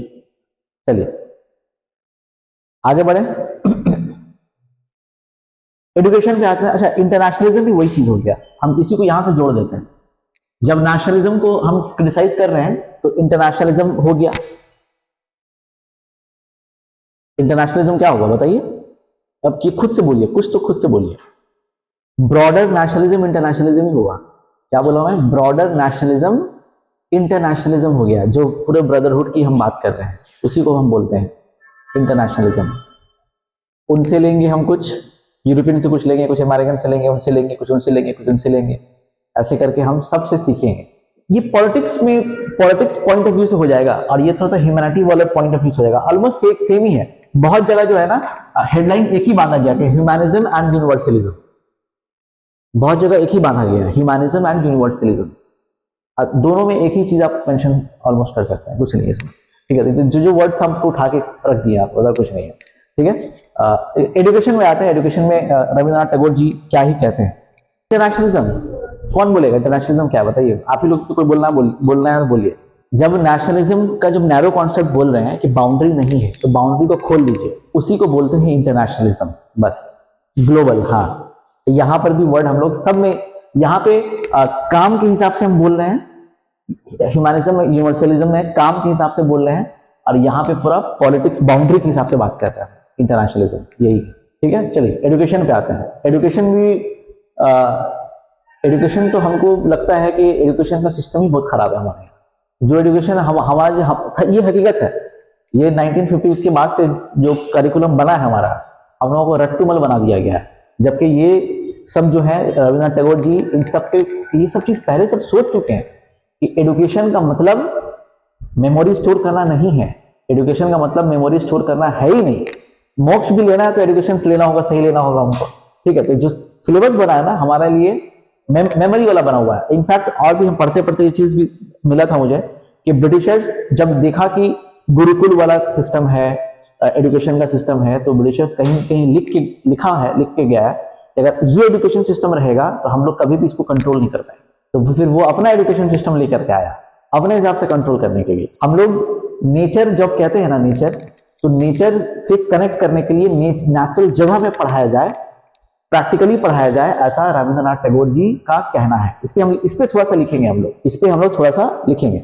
चलिए, हाँ, चार्टर एक्ट 1813 में ब्रिटिशर्स जो था 1 लाख रुपया दिया था एजुकेशन के लिए, वो सब ठीक है। तो हम जब पूरा एजुकेशन पढ़ेंगे, मतलब हम सब पढ़ाए भी होंगे, है ना, कि प्रेस अलग से हम पढ़ाते हैं मॉडर्न हिस्ट्री में, एजुकेशन अलग से पढ़ाते हैं, जहां पे हमने बात किया था डाउनवर्ड फिल्ट्रेशन थ्योरी, याद है?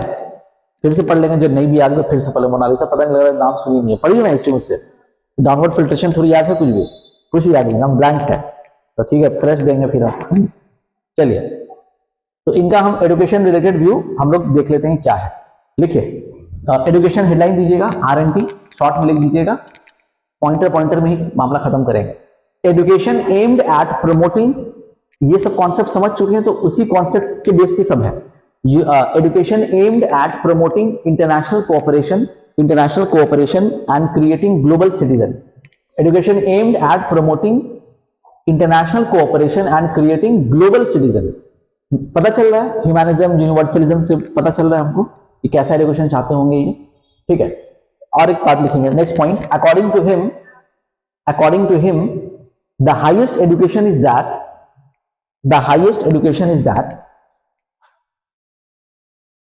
which does not merely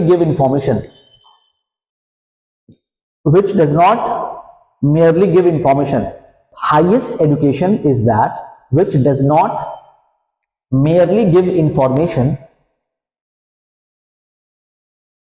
but makes our life in harmony with all existence, make our life in harmony with all existence। Next point लिखेंगे, education means enabling the mind, education means enabling the mind to find out that ultimate truth which emancipates us from the bondage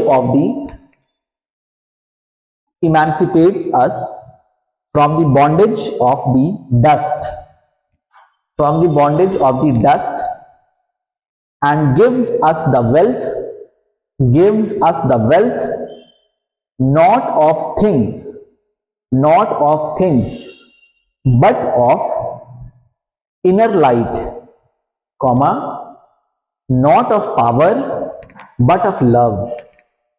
inner light not of power but of love। दो बातें बताई जा रही है कि हमको जो एजुकेशन लेना है, क्या करने के लिए लेना है, अल्टीमेट ट्रूथ जानने के लिए, हमारे माइंड में अल्टीमेट ट्रूथ जानने के लिए, ताकि हम उस बॉन्डेज से निकल जाए, उस गर्द गुबार से, मतलब डस्ट से निकल जाए, ठीक है। और ये हमको दौलत देगा, वेल्थ। यहां पे दौलत क्या बोल रहे हैं, नॉट ऑफ थिंग्स, सामान नहीं, ठीक है। इनर लाइट, पावर नहीं, हम पढ़ते हैं पावर के लिए, पावर नहीं, प्यार।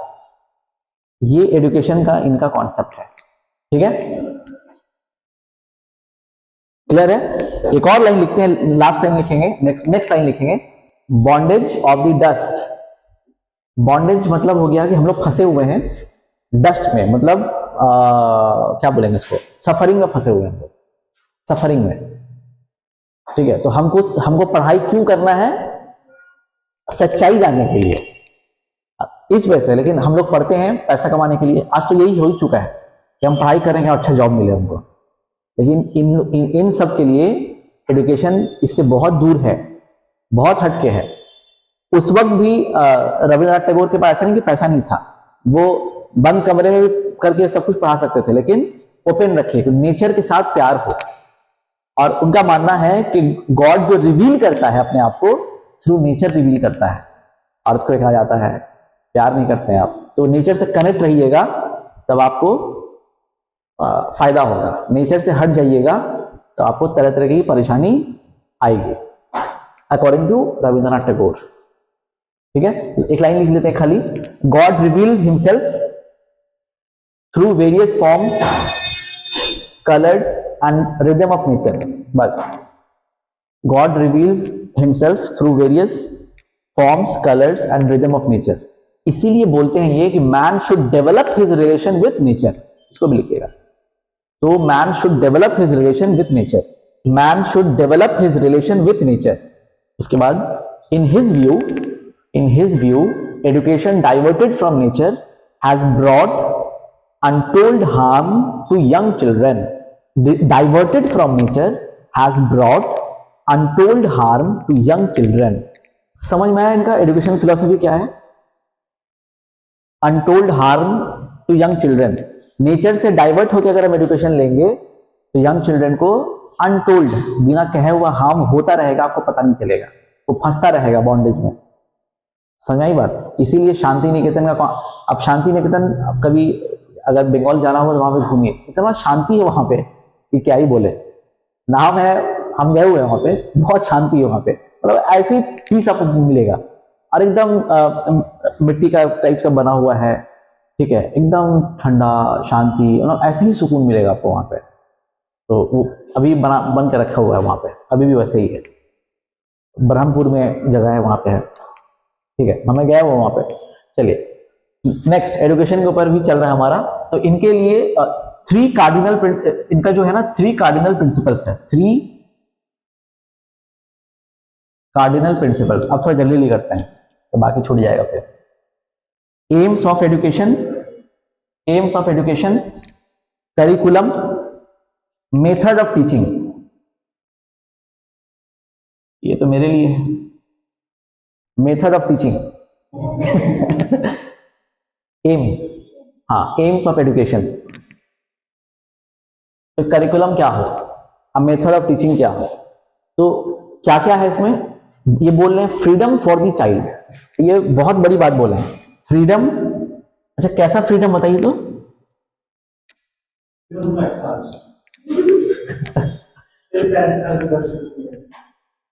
नहीं, फ्रीडम यहाँ इनके फ्रीडम 3 इडियट देखे हैं, 3 इडियट, उसमें वो क्या है, राइट टू चूज कि किस डायरेक्शन में जाएंगे। अब ये क्यों है, ये क्यों बोला जाए, ये उस वक्त की बात कर रहे हैं बच्चों के लिए ही। एप्टीट्यूड हम लोग पढ़े हैं, एथिक्स में एप्टीट्यूड पढ़े हैं, हर किसी का एप्टीट्यूड एक ही होता है, सॉरी अलग होता है, ठीक है। सचिन तेंदुलकर म्यूजिशियन नहीं बन सकता था, या रहमान क्रिकेटर नहीं बन सकता था, अगर किसी और डायरेक्शन में जाता तो कामयाब नहीं होता। किसी का नाकामयाबी का एक रीजन भी है, मान के चलिए कि एक पाथ है, ठीक है, और आपको जाना चाहिए था इस डायरेक्शन में, लेकिन आप कोशिश, बोलते हैं ना कि हम बहुत कोशिश कर रहे हैं लेकिन हो नहीं रहा है। आप कोशिश कर रहे हैं ना, तो आप इस तरफ कर रहे हैं, अगर आप इस तरफ जाने के लिए कोशिश करते हैं तो आप कामयाब होते हैं। मेरी बात समझ में आ रही है, ठीक है। तो हमको अपना एप्टीट्यूड ही पता नहीं है, क्यों, क्योंकि माइंड में पहले से ही हमको बोल दिया गया कि बाबू तुमको डॉक्टर बनना है, तब हम डॉक्टर के लिए हम कर रहे हैं, हमको अपना एप्टीट्यूड निकल के नहीं आया बाहर। हर किसी का अपना एप्टीट्यूड होता है, एप्टीट्यूड बाहर निकल के नहीं आ रहा, तो वो बोले ये फ्रीडम आप बच्चों को ही दीजिए, तब बच्चों को ही बात कर रहे हैं, कोई बड़े आदमी को नहीं। पढ़ाइए इसको, लेकिन ये फ्रीडम दीजिए कि तुमको करना क्या है। रटा रटाया सिलेबस जो है ना, वो इसके खिलाफ है। तो ये फ्रीडम फॉर द चाइल्ड का मतलब यहाँ पे यही है। तो यही जो है ना रेडिकल सिस्टम ऑफ एजुकेशन बोलते हैं। अब क्लास 1 से 10 तक जो पढ़ रहे हैं हम लोग, अब देखिए जापान वाला कितना क्रिएटिव है, वो हम तो पहले भी बोले, जापान वाला जो है अपने सिलेबस में अपने वोकेशनल जो है रखे हुआ है। हम लोग वोकेशनल को खराब समझेंगे, मतलब बोले ITI कर लो, थोड़ा खराब वाला फीलिंग्स आएगा। बात समझे तो हम क्या बोलना चाह रहे हैं, है ना, अलग से स्किल सीखना। मान लीजिए कि सिलेबस में वोकेशनल ट्रेनिंग में है ना 8-9 में AC ही बनाना सिखा दे, एक AC बनाना सिखा रहा है, कोई घड़ी बनाना सिखा रहा है, स्किल्स जिसे वो ये इससे पैसा मिलेगा आपको। तो हमारा सिलेबस क्या है, एकेडमिक है। पहले तो यही बोल के बड़ा किया गया कि 10 नहीं करोगे तो फिर क्या ही होगा। जब 10 कर लिए तो फिर यही बोला गया कि भाई 11-12 तो जिंदगी का टर्निंग पॉइंट है, ये नहीं होगा इसमें डिसाइड कर लो कि ग्रेजुएशन करना है, साइंस लेना, कॉमर्स लेना कि आर्ट्स लेना। अब माँ बाप को एक रहता है कि साइंस ही लो, साइंस ही लो, अब आर्ट्स को लगता है कि एकदम बुरा है। अब बीच में कोई दोस्त यार आता कॉमर्स लेने वाला, उसको मन करता है कॉमर्स में जाए, ठीक है, तो हम लोग भी एविएट होते रहते हैं। अब 12 हो गया, जब तक तुम ग्रेजुएशन नहीं करोगे तुमको नौकरी मिलेगा नहीं। अब उसके लिए ग्रेजुएशन भी करना पड़ता है आदमी को। ग्रेजुएशन जब किए तो पता चला कि इससे भी कुछ नहीं होने वाला, ठीक है, और मास्टर्स करो, PhD करो, नहीं तो कंपटीशन लाइन में जाओ। अच्छा, मास्टर्स करने के बाद भी आपको थोड़ी जॉब मिल जाएगा क्या, आप जब तक ultimately you will have to fight the competition. College के प्रोफेसर बनने के लिए भी कुछ करने के क्या करना पड़ेगा आपको, कंपटीशन तो आपको देना ही है, चाहे आप OPSC दीजिए, चाहे UPSC दीजिए, कुछ भी कीजिए आप, चाहे आप टीचर्स का नौकरी करेंगे, कंपटीशन में तो जाना ही है आपको। तो अब आदमी सोच लेता है कि जब कंपटीशन देना तो बड़े वाला ट्राई कर ले। समझे, हम लोग ऐसे रेगुलेट हो रहे हैं। तो ये है हम लोग एजुकेशन, कोई स्किल नहीं आता है। अगर कोचिंग इंडस्ट्रीज नहीं रहे, हमें अपना एग्जांपल दे रहे हैं, अगर कोचिंग इंडस्ट्रीज नहीं रहे तो फिर हम क्या करें अपने सोसाइटी में, तो क्या करें, हमको कुछ स्किल नहीं आता है, ना हमको कोडिंग आता है जो हम बैठ के कुछ करें, ना हमको MS Excel सही से आता है कि VLOOKUP हम करते हैं, ऐसी बातें एकदम नहीं आता हमको, कुछ करते हैं तो समझ ही नहीं आ रहा, फिर क्या ही करे आदमी, तो ये इसमें फंसा हुआ रहता है। ये हकीकत बात है कि नहीं बताए, ये प्रैक्टिकल चीज है। तो टेक्निकल पढ़ाई करना बहुत जरूरी है, टेक्निकल पढ़ाई करना बहुत जरूरी है। अल्टीमेट गोल खाली यही थोड़ी है, हम लोग पढ़ते हैं जो चाहे यूपीएससी बनने का अल्टीमेट गोल यही थोड़ी है हम लोगों का। मिला ठीक है, नहीं मिला तो भी ठीक है। आज बोला सर मेरे अंदर बहुत चेंजिंग आया है एथिक्स पढ़ने के बाद है, मॉर्निंग में लड़का है, बहुत बहुत पहले हम ऐसे सोचते थे, अब हमको लगता है कि नहीं हम कुछ करते हैं तो गलत करते हैं। बोला अच्छी बात है, तो पढ़ाई का यही एम है, हमको खाली सिलेबस पढ़ा के थोड़ी थोड़ी, ये तो बोला सर जो हम 15 साल 16 साल में नहीं सीखे हैं वो हम यहाँ के 1 साल के अंदर सीख रहे हैं। अब हम कल साइंस का कुछ पढ़ा रहे थे उसको, तो उसको बोले H+, अब हम उससे पूछे कि H के आगे प्लस क्यों लिखा जाता है, तो इसका आंसर ही नहीं पता। साइंस के स्टूडेंट सब बैठे हुए वहां पर, क्यों लिखा जाता है, तो इलेक्ट्रॉन लॉस में से प्लस क्यों लिखते हैं हम लोग? नहीं, हम 1 मिनट उसको समझाने की कोशिश कर देते हैं। एटॉमिक स्ट्रक्चर पता है, अगर मान के चलिए हम सोडियम का होता है एटॉमिक नंबर 11, ये होता है 23। अगर आपसे पूछे कि इसमें इलेक्ट्रॉन कितना, प्रोटॉन कितना, न्यूट्रॉन कितना, तो क्या बोलिएगा? मानस इलेक्ट्रॉन कितना है उसमें? तो साइंस है, इंजीनियर, बीटेक, ये आप ही सही बोल रहे हैं। इलेक्ट्रॉन प्रोटॉन हाँ, जितना इलेक्ट्रॉन उतना प्रोटॉन। इसका हम एटॉमिक स्ट्रक्चर बनाए, अगर हम इसका हम एटॉमिक स्ट्रक्चर बनाए, अरे यार कहाँ चला गया, देखिए ये न्यूक्लियस है, ठीक है, प्रोटॉन और न्यूट्रॉन यहाँ पे है, तो इसमें इस केस में प्रोटॉन कितना है? 11। इलेक्ट्रॉन कितना है? 11 ही होगा। तो इस 11 को हम लोग, अभी हम ज्यादा डिटेल्स में नहीं जाएंगे, पहला शेल में हम सिर्फ 2 इलेक्ट्रॉन रखते हैं, दूसरा शेल में हम 8 इलेक्ट्रॉन रखते हैं, 8, इसको आप मान लीजिएगा 8, और तीसरा शेल में हम 1 इलेक्ट्रॉन रखते हैं। 2 8 1 11 हो गया। अब जो 1 2 स्टेबल है, 8 स्टेबल है, 1 जो बचा हुआ वो अनस्टेबल है। अब वो 1 निकल जाएगा, जो अनस्टेबल वही निकलेगा। जब 1 निकला तो अब इलेक्ट्रॉन कितना बचा? 10 बचा, लेकिन प्रोटॉन कितना है? 11 ही है। तो तादाद किसका ज्यादा है? प्रोटॉन का, इसलिए पॉजिटिव चार्ज वहां पे निकल गया, इसलिए पॉजिटिव चार्ज वहां पे रह गया। बस यही है, कुछ नहीं है, ठीक है। तो बेसिक सा कॉन्सेप्ट है, सब बेसिक सा कॉन्सेप्ट है। खैर हम यहाँ पे आ जाते हैं। तो freedom of child, 3 idiot keyword भी लिखना है, 3 इडियट लिख लीजिए। उसको चूज करने का जो रेडिकल एजुकेशन सिस्टम जो है हमारा, वो नहीं होना चाहिए। एग्जाम्पल लिखने के 3 इडियट फिल्म का नाम लिख लीजिए बस। हाँ हाँ हाँ, तारे जमीन पर, एकदम एकदम एकदम, बहुत अच्छा, बच्चे के लिए सबसे अच्छा एग्जाम्पल है, सही बोली, तारे जमीन पर। उसमें तो वही है ना, आमिर खान मेंटर था, वो अपने आप को बुकिश फॉर्म में एक्सप्रेस नहीं कर पा रहा था दरअसल। आप उसका आमिर खान देखा कि वो अपने आप एक्सप्रेस कैसे कर रहा है, थ्रू पेंटिंग कर रहा है, तो उसको उसमें ही उसको आगे बढ़ना करने की कोशिश की गई।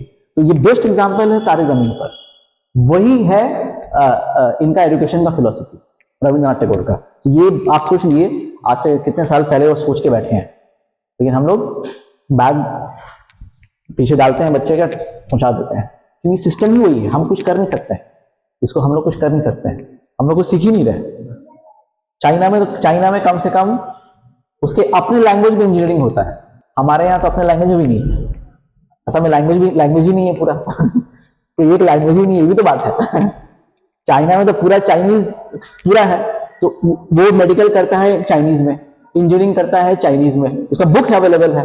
आपको हिंदी पढ़ने वाला है, उसको समझ में आएगा हिंदी, तो हिंदी वाला मेडिकल बुक तो होगा ही नहीं, मलयालम वाला मेडिकल बुक होगा ही नहीं। अब इसका बेस खराब होगा तो वो कैसे डॉक्टर बन के निकलेगा, समझ लीजिए ये भी सब प्रॉब्लम है। क्या, चलिए, तो फ्रीडम ऑफ चाइल्ड हो गया हमारा, ठीक है। दूसरी चीज लिखेंगे क्रिएटिव सेल्फ एक्सप्रेशन।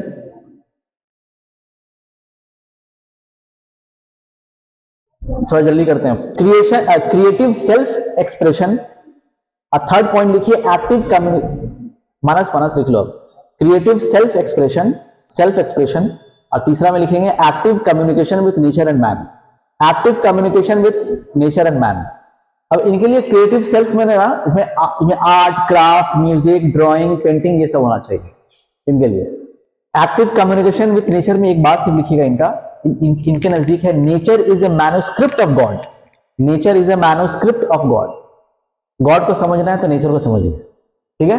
तो फाइनली इनके नजदीक है moral and spiritual development. Education का एम कंक्लूड कर रहे हैं, moral and spiritual development, physical development भी है, आर्ट, क्राफ्ट, म्यूजिक, डांसिंग, ये सब बात करते हैं ये, ठीक है। फिजिकल डेवलपमेंट भी है, इंटेलेक्चुअल डेवलपमेंट भी है, और इंटरनेशनल ब्रदरहुड। ये 4 बात लिख के इसको खत्म करते हैं, एम्स को खत्म करते हैं हम लोग। Moral and spiritual development, physical development, intellectual development, international brotherhood.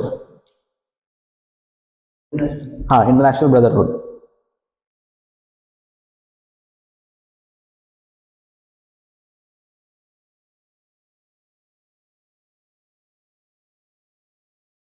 ये भी फॉर्मूला तो याद रखिएगा, लिखने में काम आएगा। डेंजरस, कुछ भी लिख दिए। एप्टीट्यूड, देखिए लीडरशिप क्वालिटी अच्छी होती है कि खराब होती है? अच्छी होती है, लेकिन उस लीडरशिप वो जिसके अंदर लीडरशिप क्वालिटी है, यानी इसके अंदर वो एप्टीट्यूड है, और उस लीडरशिप क्वालिटी में अगर वैल्यू नहीं हो, हिटलर बहुत अच्छा ओरेटर है, बहुत अच्छा लीडरशिप क्वालिटी है। वो एक बात कहता था, पूरे लोग दौड़ के आ जाते थे उसके पास, लेकिन उसमें वैल्यू नहीं था।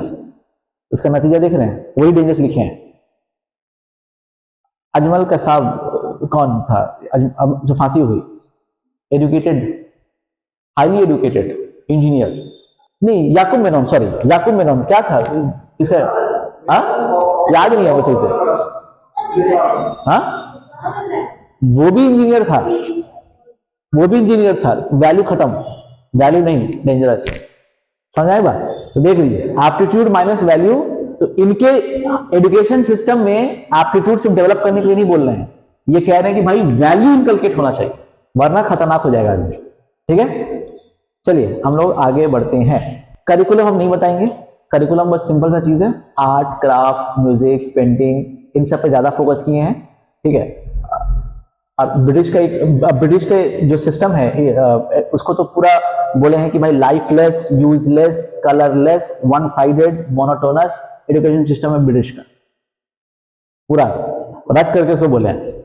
उसका जो एजुकेशन सिस्टम है, जो करिकुलम चलाते हैं, वो बोले एकदम यूजलेस है, मोनोटोन। हाँ, ब्रिटिश का जो करिकुलम है। हमारे यहाँ करिकुलम वैसा थोड़ी था, हमारे यहाँ करिकुलम स्पिरिचुअलिज्म के बेस पे चल रहा था, फिर आकर के गया तो आया, तो मतलब हम अपनी चीज को छोड़े नहीं है, अभी भी चल रहे हैं कहीं ना कहीं लेकर के। ठीक है, अब जो एकदम छोड़ दिया है वो समझिए वो ज्यादा दिन तक सरवाइव नहीं करता है, ऐसा मानना है। ठीक है, तो हम लोग अभी तक छोड़े नहीं है। खैर आगे बढ़ते हैं। तो करिकुलम में यार कुछ नहीं बताना है। करिकुलम क्या है, एक वर्ड में अगर बोले तो बुक क्या होगा हमारा? नेचर। एक वर्ड में अगर हम डिस्क्राइब करें, करिकुलम क्या है हमारा? नेचर। ठीक है, अच्छा ऐसा नहीं कि वो इंग्लिश पढ़ने से मना कर रहे हैं, पढ़िए, ये मतलब क्या है कि इंग्लिश से मना कर रहे हैं। ठीक है, ये मतलब मदर टंग में फोकस कर रहे हैं कि प्राइमरी एजुकेशन जो है कम से कम मदर टंग में दिया जाए ताकि बच्चों को समझ में आए, मदर टंग। ठीक है, दूसरी चीज इंग्लिश भी पढ़िए, आप पढ़िए, जानना होगा आपको। वुमेन एजुकेशन के ऊपर भी बहुत फोकस कीजिए, आप करिकुलम में यहाँ पे डाल सकती हैं आप उसमें। इंग्लिश प्रमोशन के लिए मैकॉले का था, तो हम हिस्ट्री में पढ़ेंगे। वुड डिस्पैच जो आया था, ठीक है, फिर मैकॉले माइन्यूट आया था। ठीक है, वहां पे जो है इंग्लिश को एक ओरिएंटलिस्ट थे, एक एंजलिस्ट थे। ठीक है, हम लोग पढ़े हैं, उस टाइम में पढ़े हैं, तो अभी इसको रिपीट कर समझ में नहीं आएगा सबको, भी इनको आपको खाली समझ में शायद आए। तो डिबेट उस टाइम में भी चला कि कौन सा हम एजुकेशन चलाएं, कि अपना इंडियन करिकुलम यूज करें या हम वेस्टर्न का यूज करें। तो फाइनली जीता था वेस्टर्न वाला। ठीक है, एंजेलिसिस्ट वाले जीता था, और इसीलिए मैकॉले माइन्यूट जो है 1835 में निकल करके आया था उस वक्त ही। और फिर डिस्पैच से फर्दर कंफर्मेशन मिल करके इंग्लिश वाला सिलेबस, वो वाला सिलेबस जो है सब डाला गया, जो आज तक हमारा कहीं ना कहीं चलता है। आजादी के बाद जो है फिर कुछ एनसीईआरटी वाला कॉन्सेप्ट आया, तो फिर थोड़ा मॉडिफाइड करके उसको बनाया गया हमारे तरफ तरीके से, बस। ठीक है, तो मदर टंग को प्रमोट करते हैं, इंग्लिश को बोलते हैं कि पढ़िए। क्यों पढ़िए? यूनिवर्सलिटी के लिए। अगर आप नहीं पढ़िएगा तो ह्यूमैनिज्म होगा ही नहीं, उसको कल्चर को समझिएगा ही नहीं आप। पढ़ने का रीजन दे रहे हैं, इंग्लिश क्यों पढ़ना है आपको? ग्लोबली वही चल रहा है, नहीं पढ़िएगा तो उसके कल्चर को, उसके साइंस को, मतलब वहां से साइंस लीजिए, हमारे यहाँ स्पिरिचुअलिज्म लीजिए, मिक्स कर दीजिए, आप सच जान जाइएगा, मामला खत्म। ठीक है, अब मेथड ऑफ टीचिंग यानी मेरे लिए है ये आप पढ़ाने वाला भी कैसे ही पढ़ाएं भाई। ठीक है, तो teaching by walking, question answer discussion, walk करके पढ़ाइए, चलते फिरते पढ़ाइए, क्वेश्चन आंसर डिस्कशन कीजिए, एक्टिविटी मेथड यूज कीजिए। प्लस जो टीचर ये समझ ले कि हमको सब कुछ आता है, उससे तो बिल्कुल मत पढ़िए। जो सीख रहा है उससे पढ़िए, ये इनका मानना है। जो लर्निंग स्टेज में खुद है वो ज्यादा अच्छा से आपको पढ़ा पाएगा। अब इसको आप नोटिस कीजिएगा, अब किसी ऑफिसर जो ऑलरेडी है उसको आप बुला दीजिए पढ़ाने के लिए, तो सिंपल सा बात है, वो तो इन्फ्लुएंसर की तरह काम करते हैं। ऑफिसर्स जो हैं इन्फ्लुएंसर की तरह काम करते हैं। हाँ, वो ऑफिसर अगर जो टच में है, टच से मुराद वो पढ़ा ही रहे हैं, उनका एक हॉबी पैशन वाला है, तो उनसे पढ़िए, क्योंकि पढ़ाने के लिए बिना पढ़े नहीं पढ़ा सकता है कोई अच्छा से, याद रखिएगा। आपको पढ़ना ही पड़ेगा, कुछ ना कुछ तो पढ़ना ही, प्रिपेयर करना पड़ेगा। तो ये इनका व्यू है, ठीक है। इस व्यू को इनका कोटेशन है, एक कोटेशन लिख लीजिए, ए lamp can never light another lamp unless it continues to burn its own flame. A lamp can never light another lamp unless it continues to burn its own flame. मतलब आपको खुद को जलना पड़ेगा पढ़ाने के लिए, सीखना पड़ेगा, तब पढ़ाइए। A lamp can never light another lamp unless it continues to burn its own flame. मतलब जलता हुआ फ्लेम ही जला पाएगा ना। जो लैंप है जो जल नहीं रहा है वो कैसे जलाएगा? तो जल रहा है का मतलब यहाँ पे डिनोट मेटाफोर टाइप का यूज हुआ है। जल रहा है लैंप मतलब वो खुद सीख रहा है, तभी वो जला पाएगा, वरना नहीं जला पाएगा। सिर्फ लैंप थोड़ी जला पाएगा, यही उसका मतलब है। बस इनको हम खत्म करते हैं यहीं पे, ठीक है। Rabindranath Tagore ji, bye bye.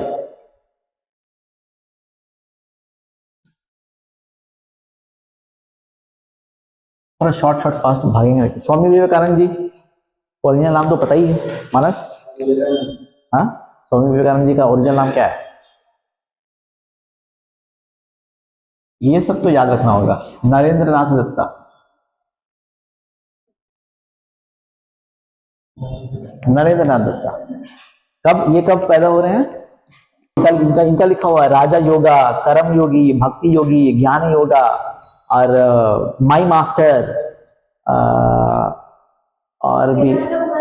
हाँ, अच्छा, lecture from Colombo to Almora, ये जीके है सर। मैडम हिस्ट्री मत समझिएगा इसको। आप कहीं क्विज कंपटीशन में जाइएगा ना तो वो याद रखना पड़ेगा। जैसे एक नाम बोली तो हम इतना नाम बोले, yes but in different way. अब हम यहाँ पे आ जाते हैं फिलहाल, ठीक है। तो स्वामी विवेकानंद जी का जो है नरेंद्रनाथ दत्ता, आगे इनके बायोग्राफी पे हम नहीं जाएंगे आज हम, ठीक है। हिस्ट्री जब पढ़ेंगे तब वहां पे थोड़ा देख लेंगे, आगे भागते हैं हम लोग नॉर्मली, ठीक है। तो ये इतना खाली समझ जाना कि पहले ये नास्तिक हो चुके थे स्टार्टिंग में, शुरुआत में ही, लेकिन फिर ये जब रामकृष्ण परमहंस जी से मुलाकात हुई तो फिर आस्तिक वाले में ये आए। उसके बाद फिर आए तो बहुत जबरदस्त तरीके से आए नॉर्मली, ठीक है। इनके पेरेंट्स सबके बारे में कुछ बात नहीं करना हमको अभी फिलहाल। ये जो है म्यूजिक, रेसलिंग, फिलोसफी, पोएट्री सब चीज में माहिर थे, ठीक है। लिटरेरी वर्क इनका लिख लीजिए, इनसे ही पता चलता है। राजा योगा, जो भी हम क्या बोले हैं दोबारा हम इसको एग्री करते हैं। चलिए, राजा योगा, कर्म yoga, Bhakti yoga, Jnana yoga, my master, lectures from Colombo to Almora, ये आपको प्रीलिम्स के लिए इंपॉर्टेंट है। इन ज्ञान योगा, माई मास्टर और lectures from Colombo to Almora. इनकी फिलॉसफी है अद्वैत वेदांत। इनकी फिलॉसफी है अद्वैत वेदांत। अद्वैत वेदांत समझ में आया हमको, पहले बता चुके हैं। तो जो अब इजी है, मतलब आप रिलेट कर दीजिएगा, समझ में आया क्या ही अद्वैत वेदांत है, ठीक है। तो अद्वैत वेदांत कॉन्सेप्ट वही है, आत्मा परमात्मा एक है, यानी जो इंसान है उसी के अंदर परमात्मा है। इग्नोरेंस की वजह से हमको पता नहीं है, तो हम ट्रू विद्या लेंगे, नॉलेज लेंगे तो हमको एक हो जाएंगे। जब आत्मा परमात्मा जब एक ही है, तो मतलब अगर आप किसी का इंसल्ट कीजिएगा तो मतलब परमात्मा का भी इंसल्ट कर रहे हैं। तो जो अद्वैत फिलोसफी को मानते होंगे तो वो जो ये माइंड में रखेंगे कि हम किसी को नीचा समझेंगे, इक्वालिटी की बात कर रहे हैं यहाँ पे, हम अगर किसी को नीचा समझेंगे तो मतलब उसके अंदर परमात्मा को भी हम नीचा समझ रहे हैं। यही से ह्यूमैनिज्म का एक कॉन्सेप्ट निकल के आता है। कास्ट सिस्टम को इन्होंने बोला है, अभी इसमें हम लोग बात करेंगे, इसके ऊपर बात करेंगे, क्या ही कास्ट सिस्टम के बारे में बात किएंगे, ठीक है। चलिए, तो इनका ब्रदर्स एंड सिस्टर्स वाला कहां पे बोले थे? शिकागो 1893। ये जिनको याद नहीं है वो लिख ले, ये हमेशा याद रहने वाला चीज है, ठीक है। 1893 में कॉन्फ्रेंस में, इसका पेरिस भी गए थे ये, ठीक है। 1893 में शिकागो में वो बोले थे ब्रदर्स एंड सिस्टर्स, तो इससे क्या फिलोसफी निकल करके आता है? यूनिवर्सल, जो रविंद्रनाथ टैगोर जी का था। इससे आपको ये समझना होगा, अगर वो ब्रदर्स सिस्टर्स बोल रहे हैं तो जो हमको दिख रहा है इससे क्या दिख रहा है हमको कि यूनिवर्सलिटी की बात कर रहे हैं कि भाई पूरे the world is one family, ये भी एक बात यहाँ पे कुछ कर रहे हैं, ठीक है। चलिए, तो फिलोसफी भी हमको पता चल चुका है इनका। अच्छा, तो oneness between God and man हम लिखाएंगे नहीं अब ये पार्ट। जब हम अद्वैत फिलोसफी बोल दिए हैं तो इसका मतलब गॉड एंड मैन में वननेस की बात कर रहे हैं, ठीक है। तो इसको हम दोबारा डिस्क्राइब नहीं करेंगे, बस अब बोलते हैं ये service to man is a service to God, ऐसा इनका कोटेशन में आता है ना। Service of man should be considered as service God, ये बात लिख रही है। ये अब स्वामी विवेकानंद जी के ऊपर, गांधी जी के ऊपर, रविन्द्रनाथ टैगोर जी के ऊपर सब मेंस में क्वेश्चन आपको मिलेगा। अब ये जो दे रहे हैं फिलोसफी, ये अद्वैत वेदांत को मान रहे हैं, लेकिन यहां से निकल के आता है नियो वेदांता। नियो वेदांता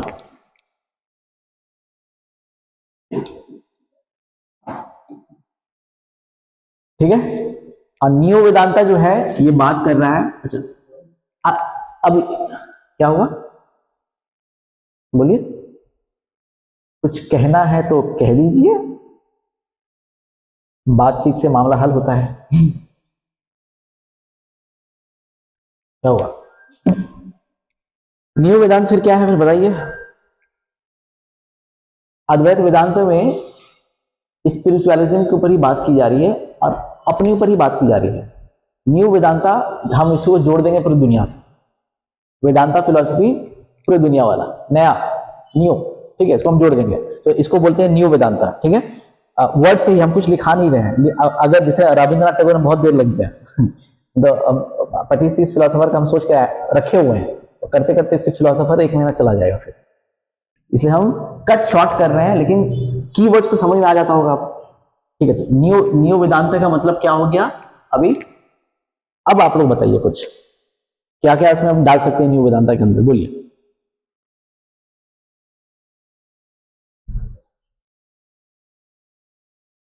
हम लोग सिर्फ स्पिरिचुअलिज्म पे सिर्फ ध्यान नहीं देना है।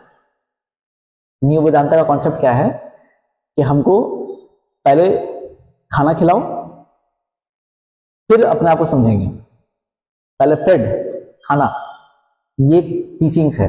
क्योंकि जब हम खाना ही नहीं रहेगा तो हम क्या ही कर लेंगे। प्लस न्यू वेदांता में एसेटिज्म वाली बात नहीं की गई है कि आप अपने परिवार को छोड़ छाड़ करके, अक्सर बाकी सब में सन्यासी की बात हो रही है, लेकिन न्यू वेदांता में सन्यासी लेने की बात नहीं हो रही। आप सब कुछ रह के कीजिए, सब कुछ रह के कीजिए। This is the concept of new Vedanta in short. इसको अपने लैंग्वेज में आप लिख लीजिए, यानी स्पिरिचुअलिटी विथ मैटेरियल प्रोग्रेस। इस लाइन से क्लियर हो जाना चाहिए, स्पिरिचुअलिटी विथ मैटेरियल प्रोग्रेस।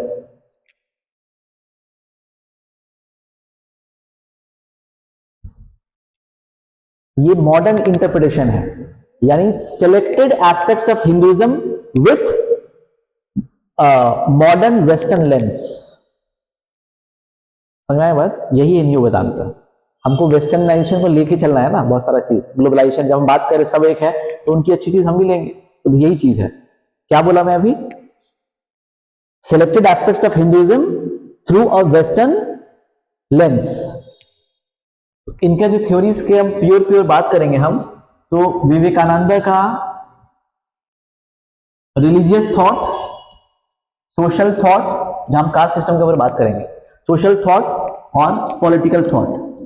क्या बोल रहा हूं मैं? विवेकानंद जी का रिलीजियस थॉट, सोशल थॉट्स और पॉलिटिकल थॉट्स।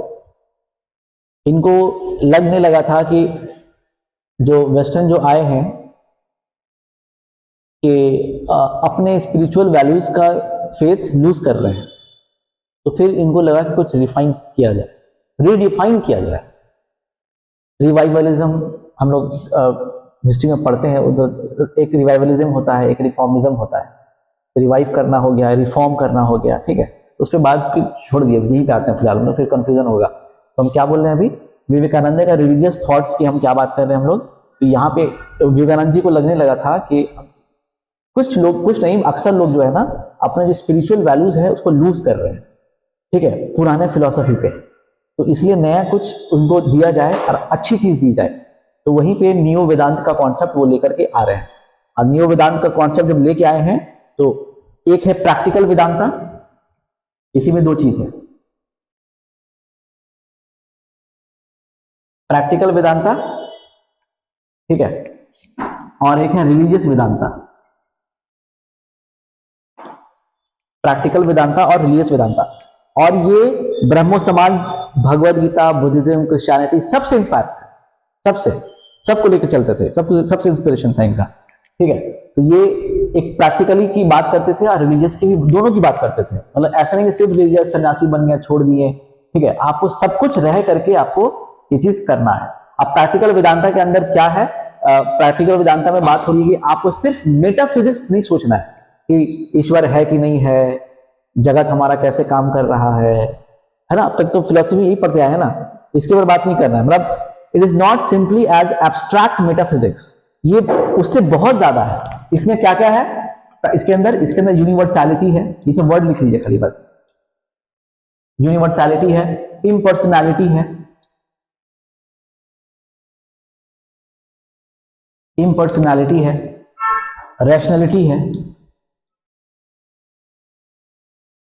रैशनैलिटी है, ऑप्टिमिज्म है और ह्यूमनिज्म है, ठीक है। तो ये इनका कहना, यूनिवर्सैलिटी के अंदर इनकी जो सोच है कि जो तीन वेदांत का ब्रांच था, क्या क्या ब्रांच था, अद्वैत, विशिष्ट अद्वैत, द्वैत, जो वेदांत के अलग से ब्रांचेस था। ये बोले स्पिरिचुअल ग्रोथ के लिए, अब तो रीडिफाइन कैसे हो रहा है ये देखिए, ये रीडिफाइन बहुत अलग तरीके से हो रहा है। अद्वैत वेदांत कहता है निराकार वाली बात हो रही है, निर्गुण, फॉर्मलेस, कोई आइडल नहीं, ठीक है। ये कह रहे हैं कि ये जो वेदांत जो है ना, तीन ब्रांचेस है, स्टेप बाय स्टेप ह्यूमन के प्रोग्रेस के लिए, ठीक है, जिसमें एब्सोल्यूट ट्रुथ है अद्वैत वेदांत, एब्सोल्यूट ट्रुथ। लेकिन एब्सोल्यूट ट्रुथ पहुंचने के लिए ये दोनों जो है ना पार्शियल ट्रुथ है। तो हमको जो द्वैत वाले जो कॉन्सेप्ट है, जहां पे आइडल की कुछ बात हो रही है, बोले ये पार्शियल ट्रुथ है, एब्सोल्यूट ट्रुथ वही है जो निराकार वाला है। लेकिन उनको समझने के लिए पहले हमको पार्शियल ट्रुथ समझना होगा। मेरी बात समझ में आ रही क्या बोल रहा हूं मैं? आप वेद वाले क्लास में नहीं थे ना शायद, वेद तो वेदांत, इसीलिए हल्का सा 5 मिनट कोई इनको समझा सकता है, इसलिए मैं ही समझ रहा हूं।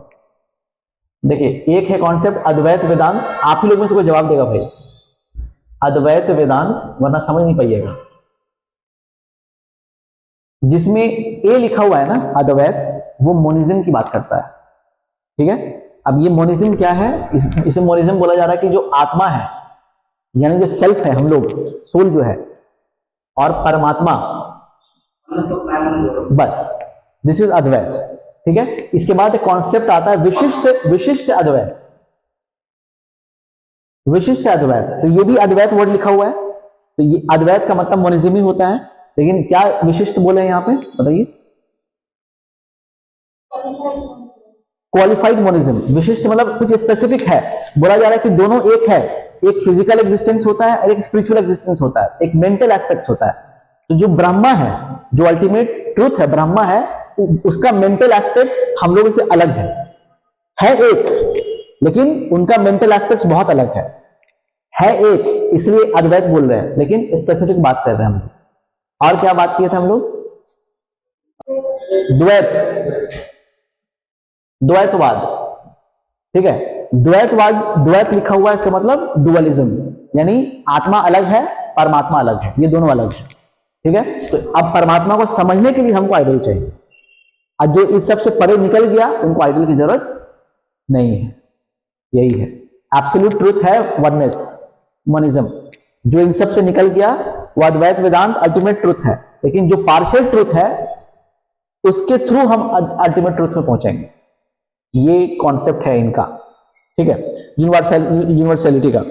अब पूरा क्या ही कोर फिलोसफी पूरा जाए भी नॉर्मली, इन सब में से किसका मतलब नहीं पता, बताइए? आपको पता है Vedanta does not believe in री इनकारनेशन, जो अल्टीमेट ट्रूथ है, it does not believe in री इनकारनेशन। इम्पर्सनैलिटी उसी के अंदर आता है, लिख लीजिए, इम्पर्सनैलिटी में लिखिए Vedanta does not believe in Vedanta does not believe in reincarnation, does not believe in reincarnation, अवतार वाला कॉन्सेप्ट नहीं है। Its principle are based on certain foundations, 2 line में खत्म करेंगे इसको बस। Its principles are based on certain foundations which are seen as logical and rational। impersonality, पहला वाला हम बात किए थे यूनिवर्सैलिटी के ऊपर कि कुछ पार्शियल ट्रूथ है और एक एब्सोल्यूट ट्रूथ है। तो पार्शियल ट्रूथ में कौन सा आ गया, द्वैत वाला, ये सब आ गया। एब्सोल्यूट ट्रूथ कौन सा हो गया, अद्वैत वाला हो गया। ठीक है, इम्पर्सनैलिटी में लिखिए, इम्पर्सनैलिटी में आपको हम क्या बताएं अभी, हम डज नॉट बिलीव इन री incarnation, it is based on certain foundation, जो लॉजिकल और रेशनल है, रेशनल है। ठीक है, एक लाइन में इसको और खत्म करेंगे। Vedanta puts emphasis on truth rather than, Vedanta put emphasis on truth rather than the person. ठीक है,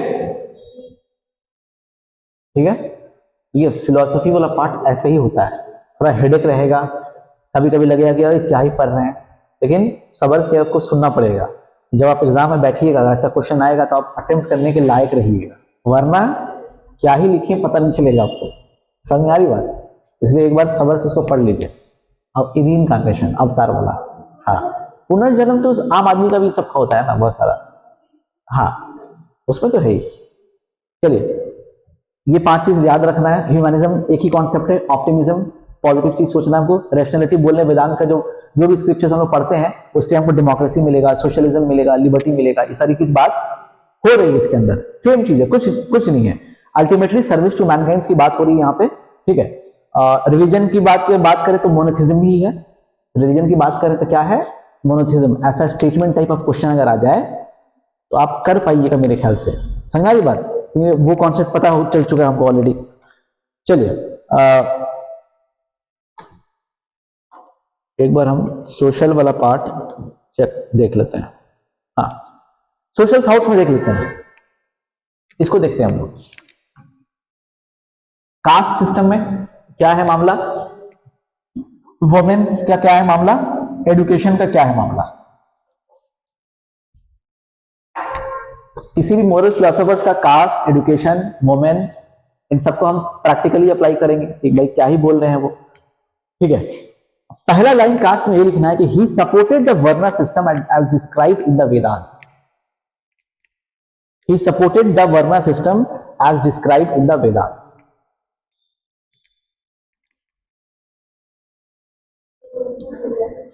बहुत इंपॉर्टेंट पॉइंट है ये वाला, याद रखिएगा। ये जो वेदास में डिस्क्राइब किया हुआ है, ठीक है, और इसको ब्लेसिंग्स भी बोलते हैं। इतना ही नहीं, नहीं, ऐसा नहीं है, बता रहे हैं नहीं। हम कास्ट पहले पूरा सुन लीजिए, इसके बाद पे आप क्रिटिक्स आर्गुमेंट कर सकते हैं। इसके लिए हम भी तैयार रहते हैं, कोई दिक्कत नहीं है, अच्छी चीज है। देखिए, आप लोग, हम जो पढ़ाते हैं आप लोग खाली सुनते रहते हैं। हम चाहते हैं कि आप आर्गुमेंट से क्या होता है ना कि नई चीज निकल करके आती है। इससे बहुत कुछ होता है। आप किसी से बात नहीं कीजिएगा ना, तो हो सकता है अचानक से कोई बात करना मिला तो आपको गुस्सा आने लगेगा, तो इसमें कुछ नहीं है। आपको बात करना है, बात करने से नई नई चीज मिलती है। ठीक है, अब उसमें सर्च कर कीजिएगा कि भाई ये बात सही है कि नहीं सही है। इससे नए नए आइडियाज क्रिएट होते हैं। यही तो है क्रिटिसिज्म, कंस्ट्रक्टिव क्रिटिसिज्म इसी को कहते हैं। चलिए, वर्ना सिस्टम को सपोर्ट कर रहे हैं, ब्लेसिंग्स बोल रहे हैं, किस बेस पे बोल रहे हैं भी समझ लीजिए। ये कहते हैं ये डिवीजन ऑफ लेबर है। अब इसको किस तरीके से डिवीजन ऑफ लेबर ये कहते हैं, ये सुन लीजिए आप। हम फिर वही टॉपिक लाएंगे एथिक्स में, एप्टीट्यूड। क्या हर कोई टीचर बन सकता है? नेचर, हर कोई टीचर बन सकता है? नहीं। जब हर कोई टीचर नहीं बन सकता तो कुछ टीचर बन सकता है। तो जो कुछ टीचर बनेगा, जो टीचर बन सकता है वो ब्रह्मचारी होगा। फोर वर्णस में क्या है? ब्राह्मण होगा। हर कोई ट्रेड कर सकता है क्या? ट्रेड कर सकता है? नहीं कर सकता है। नेचर है, ये एप्टीट्यूड है। हर कोई पैसा वाला है? अगर हर कोई ट्रेड कर सकते हो, हर कोई किसका पैसा होता? कोई लोग पैसा सेकंड में कमा रहे हैं, हम लोग स्ट्रगल कर रहे हैं। हम लोग के लिए अगर 60-70 हज़ार रुपये मिल जाएगा, उसी में खुश रहेंगे। अभी किसी को 20 मिलता होगा तो उसको 30 मिल जाएगा तो उसी में खुश रहेंगे हम। यही है ना। तो हर कोई ट्रेड तो नहीं कर सकता है। तो जो ट्रेड कर सकता है वो उसका एप्टीट्यूड है। तो ट्रेड के बेस पे हम बोलेंगे कि क्या हो गया, वैश्य। ट्रेड के बेस पे वैश्य, ठीक है। तो ये डिवीजन ऑफ लेबर है। डिवीजन ऑफ लेबर का मतलब इनके नजदीक ये नहीं है कि हम उसको छोटा समझ रहे हैं, गलत समझ रहे हैं। ये अपना सोच है, हम लोगों का अपना सोच है। बात समझ में आ रही बात। तो ये बोल रहे हैं ये जो है ना, ये ब्लेसिंग्स है, ये एप्टीट्यूड डिवाइड है। एप्टीट्यूड हर कोई लड़ नहीं सकता है, हर कोई करेज नहीं दिखा सकता है। अगर होता सब मिलिट्री में चला जाता, सब देश के लिए लड़ने के लिए कुर्बान है क्या। हम आपको एक एग्जांपल देते हैं। आप जब भी आप इलेक्शन होगा ना, इलेक्शन में गांव देहात में जानते ही बम बारूद सब चलता है। टीचर को प्रिसाइडिंग ऑफिसर बना के भेजा जाता है। टीचर को प्रिसाइडिंग ऑफिसर बना करके भेजा जाता है। स्कूल टीचर को प्रिसाइडिंग ऑफिसर एक अच्छा ओहदा है, प्राउडली लगता है हम प्रिसाइडिंग ऑफिसर बने। अब उस टीचर को अगर पता है कि वहां पे नक्सल वाले इलाके में हमको वोटिंग ड्यूटी मिला है, वो जाएगा? तो क्या हम देशद्रोह बोल देंगे उसको? फंडामेंटल ड्यूटीज है, सर्व टू द कंट्री। जब बुलाया जाए आप जाइए। आर्टिकल में भी है। इसको फोर्स लेबर नहीं कहेंगे, कोई जबरदस्ती काम करवाए। गवर्नमेंट टीचर आपका काम है लेकिन आप बुला रहे हैं, तो आर्टिकल में लिखा हुआ है, फोर्स लेबर नहीं कहेंगे इसको हम लोग। समझ आ रही बात। तो ये जो बोल रहे हैं ना, तो हर कोई सोल्जर नहीं बन सकता है। तो जो सोल्जर बन सकता है, तो ये डिवीजन ऑफ लेबर है। सिर्फ ये कास्ट सिस्टम जो है बोल रहे हैं, ये बोल रहे हैं डिवीजन ऑफ लेबर है, काम के एतबार से है। समझ आ रही बात। अब जो आप कह रहे हैं तो उस हिसाब से अगर हम बोलेंगे कि ये सोच के अगर कोई कन्वर्ट, जैसे अब उस वक्त हो क्या रहा था कि कास्ट सिस्टम को इस तरीके से दिखाया जा रहा था कि ये है कास्ट सिस्टम, तो रिलीजन छोड़ रहे थे अपना।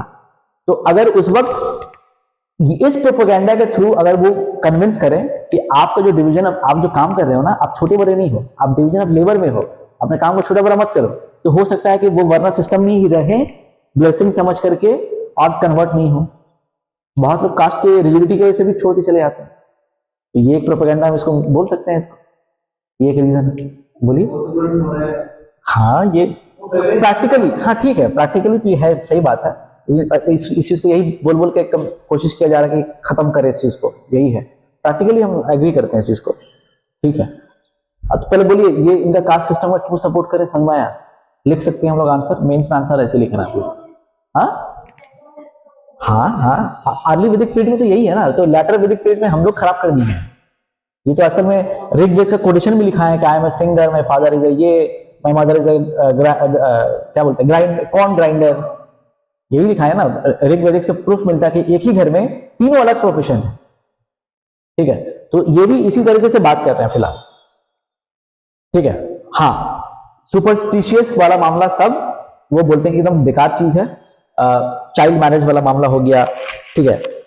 कुछ कुछ जो है में ऐसा लगता है थोड़ा सा कि वो बोलते हैं कि भाई जब चाइल्ड मैरिज जब हो रहा था तो उस वक्त सोसाइटी के हिसाब से, उस सिस्टम के हिसाब से उस वक्त वो सही था, ठीक है।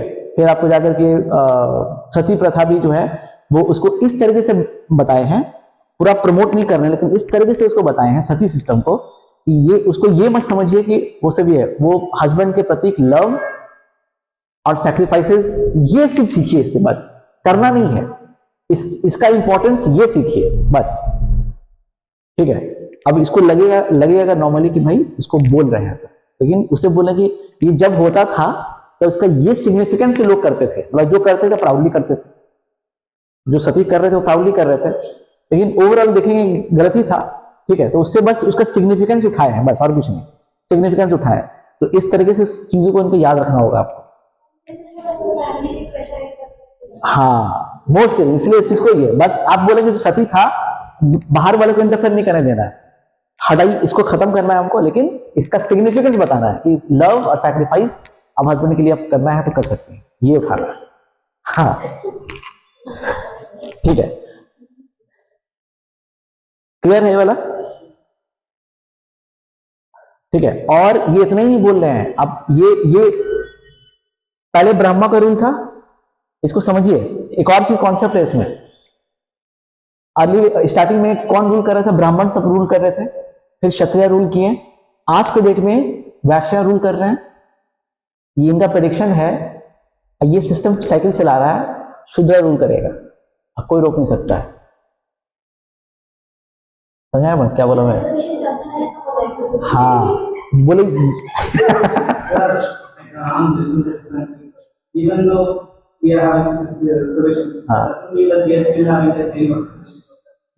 हाँ सही, ठीक है, इसको एकदम सीरियस नहीं लेना बात को, हम लोग एग्जाम के लिए पढ़ रहे हैं। इसके बारे में और पॉलिटिकल चीज के बारे में और समझ सकते हैं, चलिए भावना को समझ रहे हैं।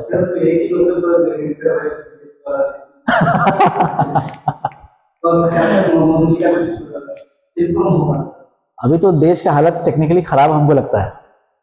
हम लोग मतलब ना हम डेवलपमेंट की बात कर रहे हैं, ना हम जॉब्स की बात कर रहे हैं, ना एम्प्लॉयमेंट की बात कर रहे हैं, ना इन्फ्लेशन की बात कर रहे हैं, फाइनेंशियल सेक्टर क्या चल रहा है। हम लोग बात कर रहे हैं छावा की, हम लोग छावा की बात कर रहे हैं, हम लोग सिर्फ रिलीजन की बात कर रहे हैं, हम लोग हिंदू राष्ट्र की बात कर रहे हैं। इसी में हम चैंटिंग पे चैंटिंग कर रहे हैं, खुश हैं इसी में हम लोग। अभी फिलहाल का सिनारियो यही है, अभी तो फिलहाल सिनारियो यही चल रहा है। ये सब वैल्यूज सब है, नेता लोगों को पढ़ाने की बहुत जरूरत है। ठीक है, खैर तो ये बात समझना, वो क्या बोल रहे हैं वो कि पहले ब्राह्मण रूल किया, उसके बाद क्षत्रिय रूल किया, ट्रेडर रूल कर रहा है, अब वो दौर आएगा तो शूद्राज भी रूल करेंगे। ये साइकिल एक चल रहा है। शूद्रा रेजिस्ट करेगा, मतलब ब्राह्मण को रेजिस्ट किया पहले क्षत्रिय, क्षत्रिय को रेजिस्ट किया फिर वैश्याज। आज हम देखिए कौन रूल कर रहा है? मोदी जी थोड़ी रूल कर रहे हैं, बिजनेसमैन। ठीक है, वो वक्त आएगा, इनका प्रेडिक्शन है कि ये रूल करेंगे, ऐसा इनका एक बात है। इसको बात लिख लीजिए, Shudra rule is bound to come in the near future. ये बात लिख लीजिए, भूल जाइएगा। Shudra rule is bound to come in the near future, nobody can resist it. ये स्टेजेस ऑफ ह्यूमन प्रोग्रेस है। Shudra rule is bound to come in the near future. Women के लिए अच्छी अच्छी बातें जितना आप लिख सकती हैं लिख दीजिए। वुमेन अपलिफ्ट होनी चाहिए, ठीक है, इनको नारी शक्ति जो बोलते हैं हम लोग, शक्ति इन्हीं का दिया वो बोला हुआ है। ठीक है, अब इतना ही नहीं, इनका एक बहुत अच्छा स्टेटमेंट है वुमेन के इस पर कि विथ 500 मोटिवेटेड मेन, 500 अगर मर्द होगा, it will take me 50 years to transform India. 50 साल लगेगा 500 जेंट्स से लेकर के। इसमें आप कुछ बोलना चाहें तो बोल सकते हैं, कोई दिक्कत नहीं। ठीक है, आगे हम बढ़ाते हैं मामला को। But with 50 motivated women, 50 motivated women से कुछ साल में हम डेवलप कर देंगे।